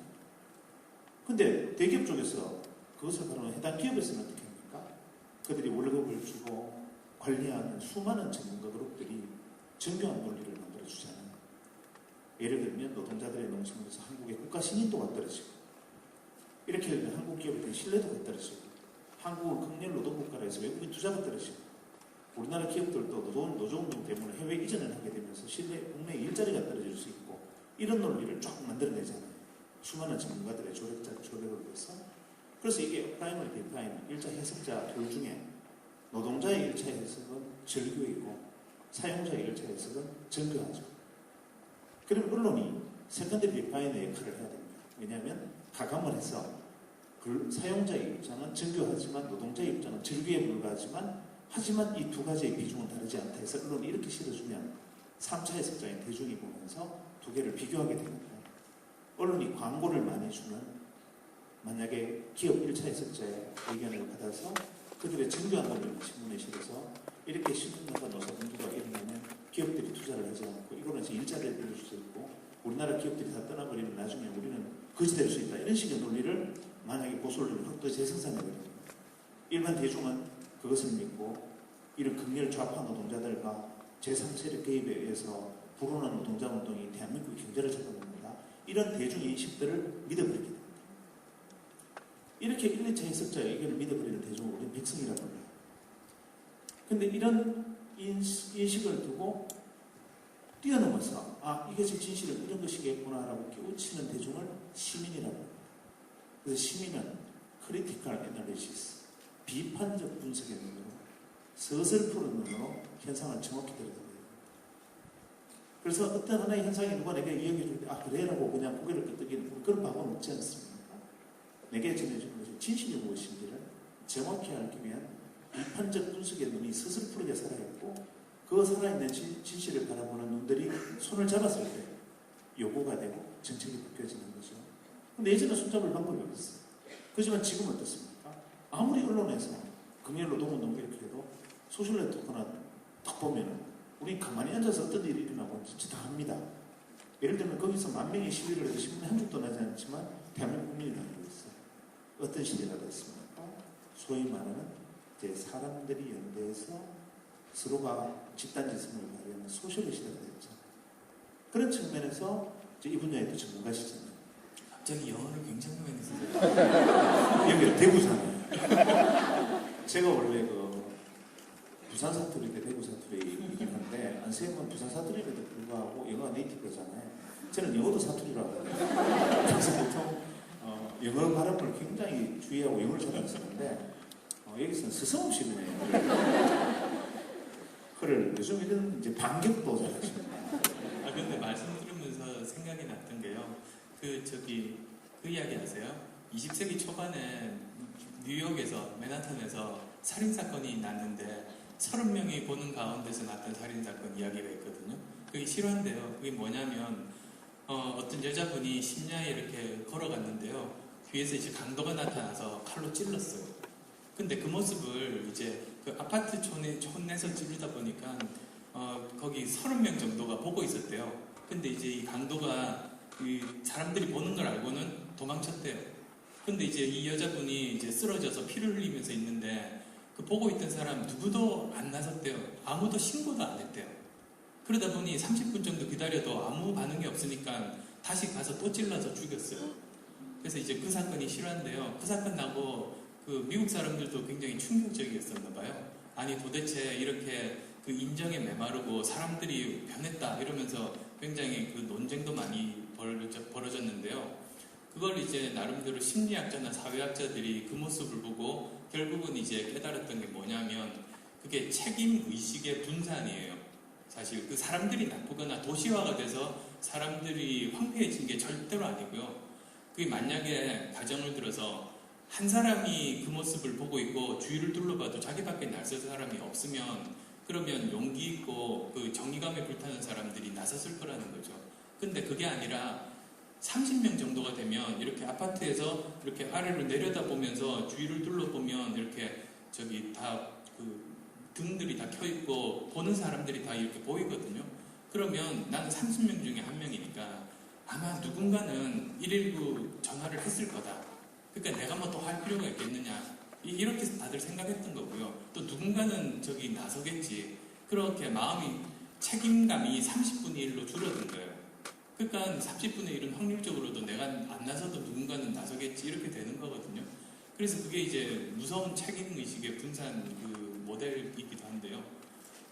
그러다 보니 이제 그 참여도 마찬가지 같아요. 이렇게 뭐 많은 젊은이들이 있지만 뭐 투표율이 낮은 것도 사실 그것 때문 아니겠어요? 뭐 내가 하나 해봤자 뭐 세상 바꿀 수 있겠냐? 또 뭐 저기 등록금 문제도 나는 너무 괴롭지만 내가 하는 뭐 이야기 해가지고 이게 뭐 바뀌겠느냐? 그게 사실은 이렇게 당사자들이 많다 보면 누가 나서겠지 또는 나 한 명 나선다고 저기 절대로 바뀌지 않아. 그게 결국은 이런 어처구니 없는 그런 여러 사람 보는 앞에서 사람이 죽어도 아무도 책임지지도 못하고 그냥 바라만 보는 그런 상황을 몰고 오는 것 같아요. 그게 이제 지금 뭐 벌써 한 거의 100년 전 스토리긴 하지만 아마 이게 시사하는 바도 큰 것 같아요. 그래서 말씀대로 오프라인에 예전에 우리가 통제와 감시와 규례 시대, 요즘은 이제 분업하고 세분화를 일만하면 서로가 고립된 시대에서 각자가 서로 믿지 않잖아요. 우리는 동호회, 향후회, 화수회, 창회 5만 회를 다 만들어가지고 보통 10개, 20개씩 가입하고 물론 가입하는 목적은 장례식장에 사람하고 얼굴을 하기 위해서 하는 목적이 많긴 하지만 그렇게 서로 친한 척하지만 사실은 믿습니까? 서로를 겉으로 정말 친한 척하지만 그에게 진짜 내가 안고 있는 고충과 고통을 토로할 수 있는 사람 몇 명 정도 가지고 있습니다. 어쩌면 부모 자식 간에 되게 단절되어 있잖아요. 그래서 모든 세계에서 유례가 없을 정도의 커뮤니티를 가진 대한민국에서 우리는 어떻게 보면 진실로 서로를 믿지 못하는 어이없는 불신의 시대를 살고 있는데 그게 바로 포너카드의 산업구조의 현실 아닙니까? 그래서 수많은 사람을 만나고 수많은 사람을 보고 가장된 표로 선날을 가지고 가면으로 상대하면서 어떻게 보면 내가 가지고 있는 진실과 내 가슴 속에 있는 고통을 토로할 수 있는 사람조차 하나같지 못했던 우리의 그 모습이 집단적 우울증으로 나타나기도 하고 세계적 일회적 사회를 끌고 오게 됐죠. 그 과정 속에서 정치사회 체제마저도 만약에 주류의 논리로 주류가 규정하는 질서대로만 만약에 눈치를 보면서 간에 썰같당하며 살아간다면 그 집단 우울증은 그야말로 견딜 수 있는 지점까지 올 수 있잖아요. 이런 순간에 우리가 살아날 수 있는 유일한 방법은 새로운 연대를 시작합니다. 진실로 서로를 믿지 못했지만 한번 믿어보는 거죠. 누구를 믿느냐? 예전엔 잘난 사람이 있고 팔로우미 나를 따라오라는 그를 따라갔지만 믿음이 같이 가자는 사람을 믿습니다. 같이 손잡고 하나씩 하나씩 연대하면서 이제 그런 모습들이 보이죠. 수출 네트워크 시대도 되고 꽤 보면 요즘 어떤 주장을 위해서 많은 젊은이들이 거기서 뛰어들기도 하고 오늘 이 자리에 자원봉사를 위해서 참여했던 100여 명의 봉사자도 있고 이렇게 모이신 분들도 있잖아요. 그래서 우리가 같은 생각을 가지고 서로의 가치를 믿기 시작하면 새로운 연대가 시작되지 않겠습니까? 그런 것이 이제 중요한 시대가 되었다는 것을 꼭 기억해야 됩니다. 제 질문을 좀 받았으면 했는데 사실은 원래 아세모 저하고 원래 어떤 이야기 하겠다는 얘기를 서로 한마디도 안 하고 옵니다. 그래서 예전에는 제가 이렇게 막 굉장히 긴장했거든요. 왜냐하면 제가 허를 찌르는 농담을 원래 되게 잘합니다. 오늘은 제가 어제 잠을 좀 못 자서 머리가 땡해서 농담이 잘 안 나와요. 그래서 그냥 질문을 드리는데 어떤 질문들이 있느냐면 제가 지난번에 가장 인상적이었던 질문이 뭔지 아세요? 지난번 갔을 때 안철수 씨는 피부는 어떻게 그렇게 보송보송하세요? 그 다음에 질문 베스트 2가 그때 V3 바이러스 제발 좀 지우는 방법 가르쳐 주세요. V3 백신 지우는 방법 제발 좀 가르쳐 주세요. 그거 답답한 건 많지 않아요? 저도 죽겠어요. 안 지워져가지고. 그거 좀 어떻게 좀 지우게 해줘보세요. 어떻게 지웁니까? 제가 한 번도 지워본 적이 없어서 모르겠어요. 자기 회사 제품이니까 하십니까? 지워보는 건 한 번도 안 하실 거예요. 설치하는 것만 하실 거예요. 자, 문자로 질문들 뭐 지금도 주셔도 예, 될것 같은데요. 013-3366-2241 013-3366-2241 문자를 주시면 요즘 좀 희한한 세상이 됐죠. 진짜 앉아서 그냥 실시간 문자 제가 질문 보고 있는 시간이 됐으니까 자, 한번 보죠. 안 교수님, 야, 이 대답 정말 잘하셔야 되는데 오늘 안 교수님 따님 얘기 보고 있잖아요. 안 교수님 어떤 아버지십니까? 글쎄요. 친구나 인생의 동반자 같은 아버지가 되려고 노력해요. 그래서 뭐를 애가 궁금해서 물어보더라고요. 제가 뭘 하면 바라는 거 있으시냐고. 근데 저는 정말로 제가 예를 들면 의사가 되라 이런 거 바라는 게 전혀 없고 오히려 본인이 정말로 행복하고 의미를 느낄 수 있는 선택을 하면 저는 좋을 것 같아요. 그걸로 충분하거든요.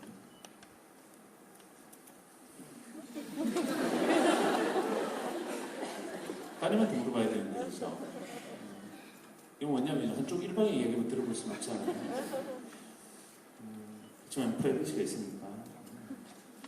근데 사실 그런 아버지시고 아마 그런 분이라면 제가 잘 알고 있습니다. 제가 요즘은 사실 제 아내보다 자주 만나요. 제가 요즘 대한민국 제일 자주 만나는 분 중에 한 사람이에요. 제일 자주 만나는 분인데 옆에 지켜보면 정말 그러실 거라고 믿어져요. 때로는 굉장히 재수없는 그런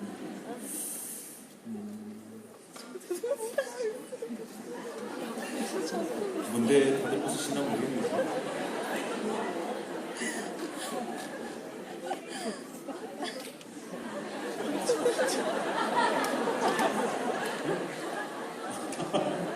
맞아요. 제가 혹시 저희들 같은 고민을 가지고 계신 분들 위해서 하나 알려드리면 그 빅헤드라는 사이트 있는 거 제목이 빅헤드입니다. 혹시 머리 고민하시는 분들 있으면 야구부 같은 거 구하실 수 있습니다. 저희는 실패가 두려운 게 아니라 실패를 인정하지 않는 사회가 두렵습니다. 지금 그 실패에 대해서는 본인도 경험해 보셨고 많은 얘기를 해보셨잖아요. 예, 그게 사실은 맞죠. 지금 현재 청년들에게 또는 우리나라 전반적으로 가장 문제가 되는 게 실패를 용인하지 않는 사회 구조거든요. 근데 이게 이유가 있어요. 왜 그러냐면 우리나라가 50년 전만 하더라도 제일 못 살던 나라 중에 하나였는데요. 50년 만에 지금 수출로 따지면 8위 정도 되거든요. 여기까지 올라왔단 말이죠. 그 어떤 방법을 썼느냐? 가진 게 없을 때 섣불리 남들 안 하는 거 이렇게 투자했다가 혹시 실패하면 다 잃어버려서 다시 재기할 수 있는 기회가 없어요. 그래서 우리나라가 썼던 방법이 남들이 해놓은 것 중에서 조금이라도 그 승산이 있어 보이는 데가 보이면 거기에 전력 질주를 했어요. 거기 투자하고 정말로 전력으로 막 이렇게 질주를 하고요. 근데 그러다 보면 주위에 같이 가다 보면 넘어지는 사람도 생기니까. 근데 그런 경우에 무자비하게 짓밟고 지나갈 수밖에 없었어요. 그 친구 일으키다가는 도저히 이렇게 쫓아갈 수가 없거든요. 그렇게 해서 이제 성공했죠. 그걸 이제 영어 표현으로 fast follower 전략이라고 하죠. 빨리 따라가는 그런 전략을 해서 성공한 건데요. 그래서 우리나라 이제 성공 전략 비결은 그거 하나예요. fast follower 전략을 썼기 때문에. 근데 필연적으로 그럴 때 필수적인 문화는 뭐냐? 실패를 용납하지 않는 문화죠. 한번 실패한 거 봐주고 하다 보면 속도가 늦어서 공멸해요. 그래서 절대로 실패는 용납하지 않고 그냥 앞으로. 그게 이제 우리나라 지금 현재 모습인데요. 문제는 이제 최근에 나타나기 시작했어요. 그게 2만 불 정도 소득이 이제 됐는데 이제 머물러 있죠, 계속. 그리고 더 이렇게 더 성장할 그런 가능성이 많이 없어 보여요, 지금은. 그리고 그대로 이렇게 머물러 있기도 힘든 것이 우리나라보다 더 지속한 패스트 팔로워가 중국이죠. 있다 보면 오히려 우리는 이제 추락하는 길밖에 없어요, 사실. 그러니까 이제 많은 사람들이 고민이 그러면 이제 남들이 해왔던 거 따라가는 것들은 이제 한계에 부딪혔다. 그러면 우리의 전략을 바꿔서 남들이 안 해본 새로운 분야를 처음으로 개척하는 그것만이 우리의 살 길이라고 해요. 그걸 또 이제 영어 표현으로 first mover라고 하잖아요. 그래서 처음으로 진입하고 이동하는 사람, 그런 전략을 써야 되는데, 거기는 또 필수적으로 따라가는 문화가 실패를 용인하는 문화가 돼야 돼요. 왜 그러냐면 상식적으로도 이해가 가능한 것이, 세계적인 천재의 아이디어가 몇 퍼센트 정도 성공할까요? 10%만 성공해도 세계적인 수준의 천재예요. 10개 중에 하나만 성공해도요.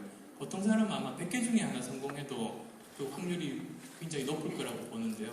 근데 예를 들면 지금 현재 우리나라 문화에서 어떤 세계적인 천재한 사람이 나타나서 한번 아이디어를 내요.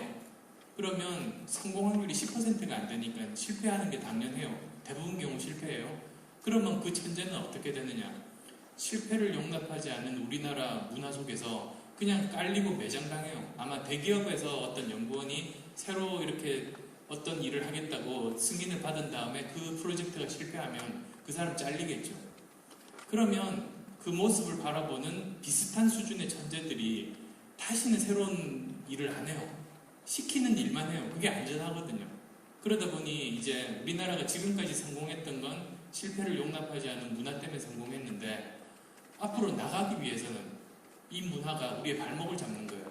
그래서 지금 한국 사회가 가진 가장 큰 딜레마 한 가지만 들자면, 지금까지의 성공 신화, 성공 문화가 우리의 앞길을 잡고 있는 거예요. 발목을 잡고 있는 거예요. 그러니까 이제는 전격적으로 지금까지 우리의 그런 것들을 다 버리고 이제 실패를 용인하는 문화로 바뀌어야 대기업도 살고 우리나라 전반적으로도 살아요. 그래야 또 창업도 한번 실패해도 성실하고 도덕적인 실패에 대해서 다시 기회를 줘야 젊은 사람들이 용감하게 창업에 나설 거 아니에요. 그리고 창업 4번 연속 실패하는 경우도 없어요. 정말로 한 2-3번 만에 다 성공해요. 그러니까 이게 국가적으로 굉장히 중요한 것 같아요. 사실 개인적으로 보더라도 99번 성공을 한 사람이 100번째 실패하면 실패입니다. 99번의 실패를 한 사람이 100번째 성공하면 성공이잖아요. 그런 점에서 아까 질문, 청춘이 무엇입니까? 99번의 실패를 했지만 100번째 성공하면 되는 게 청춘이다. 저들 같은 비청춘은 99번 성공했더라도 한 번 실패하면 끝입니다. 청춘과 청춘이 아닌 것의 차이입니다. 나이 때문이 아니라 그 마음의 차이. 그래서 내가 99번의 실패를 했더라도 한 번에 성공을 할 수 있다면 나는 성공이야라는 끊임없는 실패를 디디고 올라가는 자세를 가진 사람은 나이에 상관없이 청춘이다. 99번 계속 내가 지금까지 성공만 해왔지만 한 번만 실패해도 끝이라고 생각하는 사람은 청춘이 아니죠. 생명이 다한 사람이죠. 그러니까 청춘의 마인드는 뭡니까? 한 번 더 실패하면 한 10번만 실패, 11번 더 성공하면 돼. 나는 불굴해야지. 청춘의 본질은 그거 아니겠습니까? 김재동 씨도 그 부분 관련해서 이야기한 게 있잖아요. 청춘은 실패는 없다. 실수만이 있을 뿐이다. 그렇죠. 그 다음에 오시는 질문이 블랙 앤 화이트 두 분이 잘 어울린다는데요. 사실 저는 집에 너무 오래 못 가서 마지막 남은 것입니다. 이게 사이즈가 작아서 지금 안 입는데 안 잠겨요. 그래서 이 옷은 원래 안 입는 옷인데 그동안 이제 집을 자주 못 가니까 옷을 다 이제 이 옷통에 넣고 남는 옷이 요 하나밖에 없어서 입고 왔는데 안쌤은 원래 이것만 입고 다니세요. 그리고 두 분 중에 머리가 누가 더 작으냐? 제가 더 작은 것 같은데. 판단하시겠죠.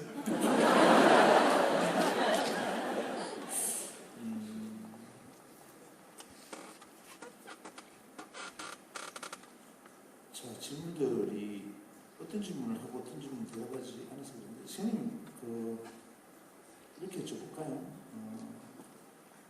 성공을 뭐라고 보십니까? 어떤 게 성공이라고 아까 얘기를 했으니까 여기에 대해서 한 번 더 첨언을 하시면 좋겠습니다. 성공은 사람마다 다른 것 같아요. 그러니까 사회에서 일방적으로 주는 잣대 기준, 돈이 많거나 명예가 있거나 뭐 권력이 있거나 그건 성공의 기준이 아니고 오히려 자기가 죽는 순간에 이제 상상의 나래를 펼쳐서요. 자기가 죽는 순간에 자기 전 인생을 한번 돌아보고 나서 내 인생이 성공했을까 실패했을까 나름대로 기준이 다 있을 것 같아요. 그 기준을 죽기 전에 지금 젊을 때 찾아내면 그게 정말 진정한 그 성공의 기준인 거죠. 미국에서 그 로또에 당첨된 사람들, 100억 이상 로또에 당첨된 사람들 10년 동안 조사를 해봤대요. 그랬더니 90%의 사람이 파산하거나 자살하거나 마약 중독, 굉장히 불행하게 살고 있다는 걸 발견했어요. 오히려 그 사람들 로또 당첨되기 전에는 어렵지만 행복하게 살던 사람들이었죠. 근데 오히려 그런 사람들 100억이 손에 들어오면서 정말 불행하게 실패한 인생이 되고 말았어요. 그러니까 그걸 보더라도 대다수의 사람들에게 그 성공은 돈이 아닌 것 같아요. 정말 돈은 사람이 기본적으로 사람답게 사는 기본적인 그걸 충족만 시키면 그 이상이 돼버리면 그건 오히려 그 사람의 정말로 성공의 그런 잣대가 아닌 것 같다. 그런 게 이제 그걸 보면 판단할 수 있을 것 같습니다. 기회균등에 관련된 질문을 하셨는데요. 사실 우리가 균등, 평등 이런 얘기를 많이 하고 평등 이야기하면 보통 뭐 좌빨이다 이런 얘기를 하잖아요. 사실은 대한민국의 헌법에도 사실 평등의 가치에 대해서 규정이 되어 있고요. 대한민국 헌법 119조 2항에는 대한민국 정부는 국민이 경제적으로 어떤 이익을 공정하게 배분하는 것을 감시해야 될 의무가 있다. 이렇게 헌법에 나와 있습니다. 그만큼 우리가 복지 부분에 대해서 외면하고 담론에서 그걸 좀 무시해왔지만 물론 평등을 주장하는 것을 결과 평등을 주장하는 공산주의가 맞습니다. 하지만 기회 평등을 주장하는 것은 중요합니다. 기회가 균등하지 않은 상태에서 결과가 만약에 불평등하면 그것은 결과 불평등을 보통 받아들일 수가 없어요. 그러니까 기회가 균등했을 때 결과가 달라지는 것은 우리 모두가 받아들일 수가 있잖아요. 그래서 내 노력이 부족했다라고 우리 스스로 생각하고 나의 그 결과를 받아들일 수 있는 사회는 불균등 사회도 공정한 사회입니다. 근데 그렇지 못한 사회는 공정하지 못한 사회죠. 그래서 평등이라는 문제는 우리가 지금 현재 국민들이 왜 요구하는 것도 그건 아니잖아요. 결과 균등을 얘기하는 게 아니라 기회 균등. 뭐가 똑같이 교육받고 최소한 기본적인 부분들에 대해서 헌법이 보장하고 있는 세 가지 권리, 예를 들면 이거죠. 제비 집질 때문에 보세요. 제비가 집을 아무데나 안 짓습니다. 제가 두 가지 조건이 돼야 짓습니다. 일단 주변에 진흙이 있는 동네만 집을 짓습니다. 흙이나 나뭇가지가 있어야 되고요. 두 번째로는 주변에서 벌레 같은 걸 물어다가 새끼를 먹일 수 있는 동네에만 집을 짓죠. 그래서 제비가 집을 이렇게 짓고 나면 집이 다 굳어지고 나면 제비 엄마가 앉아서 날개쳐들고 안전하다. 최소한 내 새끼가 이렇게 자랄 수 있다는 걸 확인한 다음에 거기다 새끼를 낳습니다. 그래서 새끼를 낳고 나면 제비 엄마는 나가서 벌레를 물고 와서 새끼를 먹이죠. 새끼가 자라고 나면 나중에 엄마가 어떻게 합니까? 둥지를 떠나지 않고 앞에서 계속 채공비행을 합니다. 날개짓을 파닥파닥 하면서 이 제비집 앞에서 날개짓을 해줘. 그러면 새끼가 짹짹거리면서 밖에 고개를 내밀고 엄마의 날개짓을 계속 보면서 자기도 어느 순간 따라서 날개짓을 하기 시작하다가 새끼가 그 날개짓이 완전히 배워지면 같이 날아서 도망을 가요. 그 다음에 그 새끼가 다시 엄마가 돼서 돌아옵니다. 이게요, 제비의 문제잖아요. 그러니까 어떻게 보면 미물인데 개미든 제비든 기본적으로 나와 내 가족이 최소한 비바람과 혹독한 환경으로부터 보호받을 수 있는 인간적 존엄성을 이룰 수 있는 정도의 거주권, 뭐 그냥 좋은 주상복합에 살고 이런 건 선택권이지만 기본적으로 나와 내 가족이 보호받을 수 있는 안온한 보금자리를 마련할 수 있는 것 노력을 위해서 두 번째, 최소한 인간적 존엄의 가장 기본적인 최소한 존엄의 가치에 가장 중요한 최소한 먹고 사는 문제에 있어서 스테이크를 먹고 호텔 뷔페 가는 건 선택이겠지만 최소한 내가 내 자식이 그래도 건강하게 살 수 있도록 먹고 살 수 있는 정도의 어떤 권리. 세 번째 중요한 건 뭡니까? 교육. 가르쳐야 이 아이가 성장해서 또 다음 세대를 이어가지 않습니다. 이 세 가지 권리는 거주권, 생존권, 교육권은 인권이 아니라 생명권입니다. 제비도 가지고 있는 권리. 그런데 우리는 이 세 가지 권리를 힘들어하고 있어요. 그것이 신자유주의 때문이든 우리 자체가 좀 사회 모순이 된 거예요. 어떻게 보면 우리가 가지고 있는 세 가지 고민들은 제비도 누리는 거예요. 그래서 이런 것들은 헌법 정신에도 구현되어 있고 이런 것들을 우리 모두가 명료하게 인식하고 최소한 그런 것 정도는 모두가 누릴 수 있는 사회를 만들어주자라고 말하는 것은 결과평등이 아닙니다. 그것은 기회평등이에요.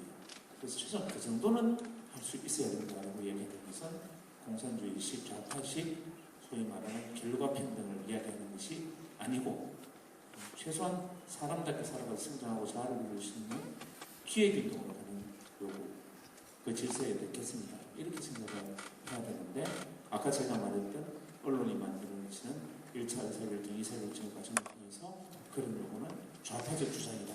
이렇게 해서 입을 닫아버리는 그런 문제가 생길 수도 있습니다. 여기서 질문 중에 대구하고 다른 지역하고 특징은 차이가 뭐가 있습니까? 라고 말하면 대구는 보수적이다. 우리 다 알고 있죠. 하지만 우리가 어떤 보수적인 환경에 대해 보수가 좋고 진보가 나쁘고 보수가 진보 이런 것도 없어요. 하지만 어떤 것이 바람직하고 건강한 것인지 자기인식을 생각이 없죠. 근데 요즘 저 좌파 우파 이야기 제가 참 듣기 싫어하는 얘기인데요. 누가 선생님도 좌파라던데요? 이게 저기 기업가 보고 좌파라고 하는 것도 처음 사실 들어봤고. 지금 제 왼쪽에 앉아 계시는 분은 그 논쟁이 그래서 한번 찾아봤어요. 근데 외국에서 이미 20년 전에 끝난 얘기예요. 요즘 저기 좌파 우파 이야기 안 해요. 그리고 지금은 이념 논쟁의 시대가 아니라 사실 보면 이렇게 보수 진보파들 정책 보면 거의 비슷해요. 이제는 그냥 그것들이 저기 자기들끼리 이렇게 권력을 잡기 위해서 이렇게 나름대로 전략을 가지고 싸우는 양쪽의 그런 두 가지 패거리인 거지. 이게 좌파 우파 개념은 아니거든요. 이미 20년 전에 끝난 얘기를 한국에서 하고 있다는 게 사실은 굉장히 안타깝고요.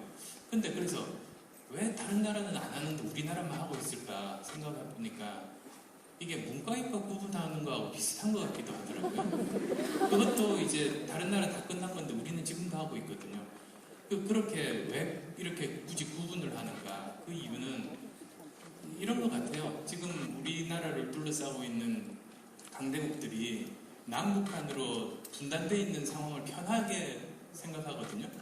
그런 거 비슷한 것 같아요. 보면 하나로 이렇게 뭉쳐 있다 보면 아무래도 외부에서 다루기도 쉽지가 않아요. 그러다 보면 이렇게 나누는 게 편한 사람들이 생겨요.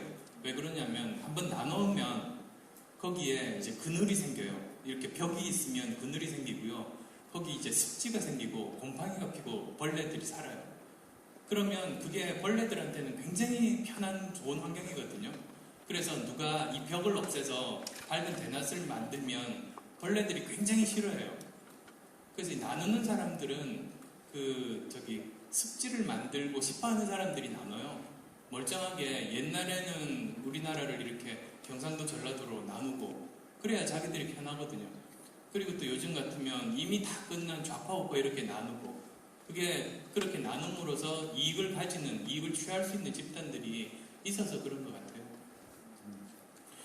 이제 주변 질문을 드리면 안선님 같은 남편 만나고 싶은데 어떻게 만나야 되는데?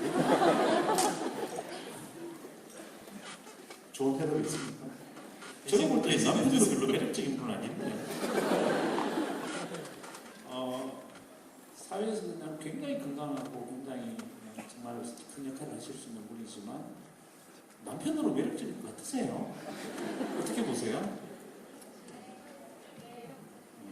굉장히 대부분들이 선량하죠. 사실 오늘 많은 얘기를 나눌 수 있었지만 저희들이 원래 지금 34회 강연을 잡으면서 각자의 주제를 가지고 있습니다. 그래서 어떨 때는 경제정의, 대기업 문제, 또는 교육, 복지 다양한 주제들을 가지고 있기 때문에 매번 이제 어떤 주제에 대해서 주제 의식만 가지고 있고 거기에 관련된 이야기들을 이제 다르게 편하게 나누는데 오늘은 낮 시간 강연이라 일부러 심각한 주제를 안 가지고 왔어요. 그래서 이따 포항에서 통일입니다. 정말 포항 연기를 잘했다 이 생각이 드시죠? 그래서 때에 따라서 굉장히 치열한 내용이 있기도 하고 이렇게 하지만 오늘은 그래서 대구에서는 낮 시간에 만나는 인원들은 연령대도 다양하고 또 학생뿐만 아니라 직장인들까지 다 있고 이렇기 때문에 특정한 주제가 아니라 우리가 표현한 자기 측면, 그다음에 오늘 제목으로 제가 강조했던 것은 사회인으로서의 문제에 대해서도 조금 더 고민해봤으면 좋겠냐는 이야기, 이런 이야기를 좀 더 드리려고 했던 거예요. 어느덧 시간이 다 된 것 같아서 닿는 이야기를 우리 아침수는 또 청을 했으면 좋겠는데, 제가 마지막으로 하는 굳이 말씀드리면 아주 제가 원래 굉장히 또 여러 가지 의사사에서 뿐만 아니라 개인적으로 제가 굉장히 좋아하는 분입니다. 그리고 굉장히 뭐라고 얘기하면 좋을까요? 제가 뭐 농담으로 재수없다라고 표현했지만 사실 재수는 없어요. 그 재수없다라는 표현은 뭡니까? 사람은 가끔은 자기 말과 행동으로 틀려지는 그런 허점도 좀 보여야 되는데 어떻게 자기가 말하고 사람이 똑같이 사냐? 그 점에 재수없다. 즉 긍정적 측면에서 재수없어요. 쉽게 말해 남편감으로서는 아니다. 그만큼 이제 많은 해안을 가지고 경험을 많이 가지셨던 분이라 우리 안철수님의 오늘 이야기들이 또 여러분에게 많은 도움이 됐으면 좋겠습니다. 그래서 오늘 마지막 닿는 이야기 선생님의 청에서 한번 들어보도록 하겠습니다. 예, 지금 이런 대담 강연이 3년 정도가 벌써 됐는데요. 그게 미국에 이제 출장을 갔었는데 아주 작은 시골 마을에 갔어요. 그랬는데 거기에 굉장히 행정부에서 유명한 사람이 와서 강연을 하더라고요. 그래서 어떻게 저런 사람이 여기 시골까지 왔을까 그 생각을 했고요. 또 다른 대학 가보니까 또 거기도 또 마찬가지 모습이 보이더라고요. 그 바쁜 사람들이 일부러 시간을 내서 이렇게 오지까지 온 거예요. 그런 모습들을 보다 보니까 이게 기부라는 게 사회 지도층 분들의 기부라는 게 돈만 중요한 게 아니구나. 즉 그 사람이 가진 가장 중요한 자산, 가장 소중하고 가장 어떨 때 부족한 것들, 그걸 남들과 나누는 게 정말로 진정한 의미에서 기부이구나, 그런 생각들을 하게 됐어요. 그분들 같으면 아마 돈보다도 더 중요한 게 시간일 텐데 그 시골 학교까지 와서 그렇게 시간을 기부를 하는 거니까요. 그런 생각들을 하던 차에 이제 한국으로 돌아온 다음에 카이스트에서 처음 이제 교수로 자리 잡으면서 이제 의기투합해서 이런 일들이 시작이 됐습니다. 그래서 벌써 이제 3년째인데요. 저희들이 이제 말씀드리고 싶은 내용은 항상 두 가지였어요. 뭐냐면 이제 첫 번째는 지금 정말로 특히 이제 젊은 분들이 살기가 굉장히 어려운 그런 환경에 처해 있는데 그럼에도 불구하고 어떤 마음가짐을 가지고 노력을 하면 살아남을 수 있을까? 잘 될 수 있을까? 성공할 수 있을까? 그런 것들을 이제 저희 나름대로 고민했던 것들을 들려드리면 조금은 참고라도 될 수 있지 않을까 해서인 거고요. 두 번째로는 지금 현재 사회 구조적인 문제 때문에 젊은 분들이 어려운데 이런 것들에 대해서는 사회에서 많은 구성원들이 공감대 형성을 해야 그래야 이제 문제를 풀 수가 있거든요. 항상 문제 해결의 시작은 공감대 형성에서 출발해요. 이게 문제라고 다들 생각해야 그때부터 풀기가 시작하는 법입니다. 근데 그런 게 없으면 아예 문제 해결은 요원하거든요. 그러니까 저희들이 이제 사회 구조적인 문제에 대해서도 이렇게 말씀드리고 많은 사람들이 공감을 하게 되면 그게 우리 사회의 근본적인 문제를 풀 수 있는 단초가 될 수 있지 않을까, 그런 생각이었습니다. 그러니 이런 어려운 시대를 살아갈 때 개인으로서의 마음가짐, 그리고 또 우리 함께 공동체로서의 문제의식, 이런 것들을 이제 말씀을 드리려고 이렇게 많은 도시들을 순회하고 있는데요. 조금만이라도 생각 정리하시는데 도움 되셨으면 좋겠습니다. 경청해 주셔서 감사합니다.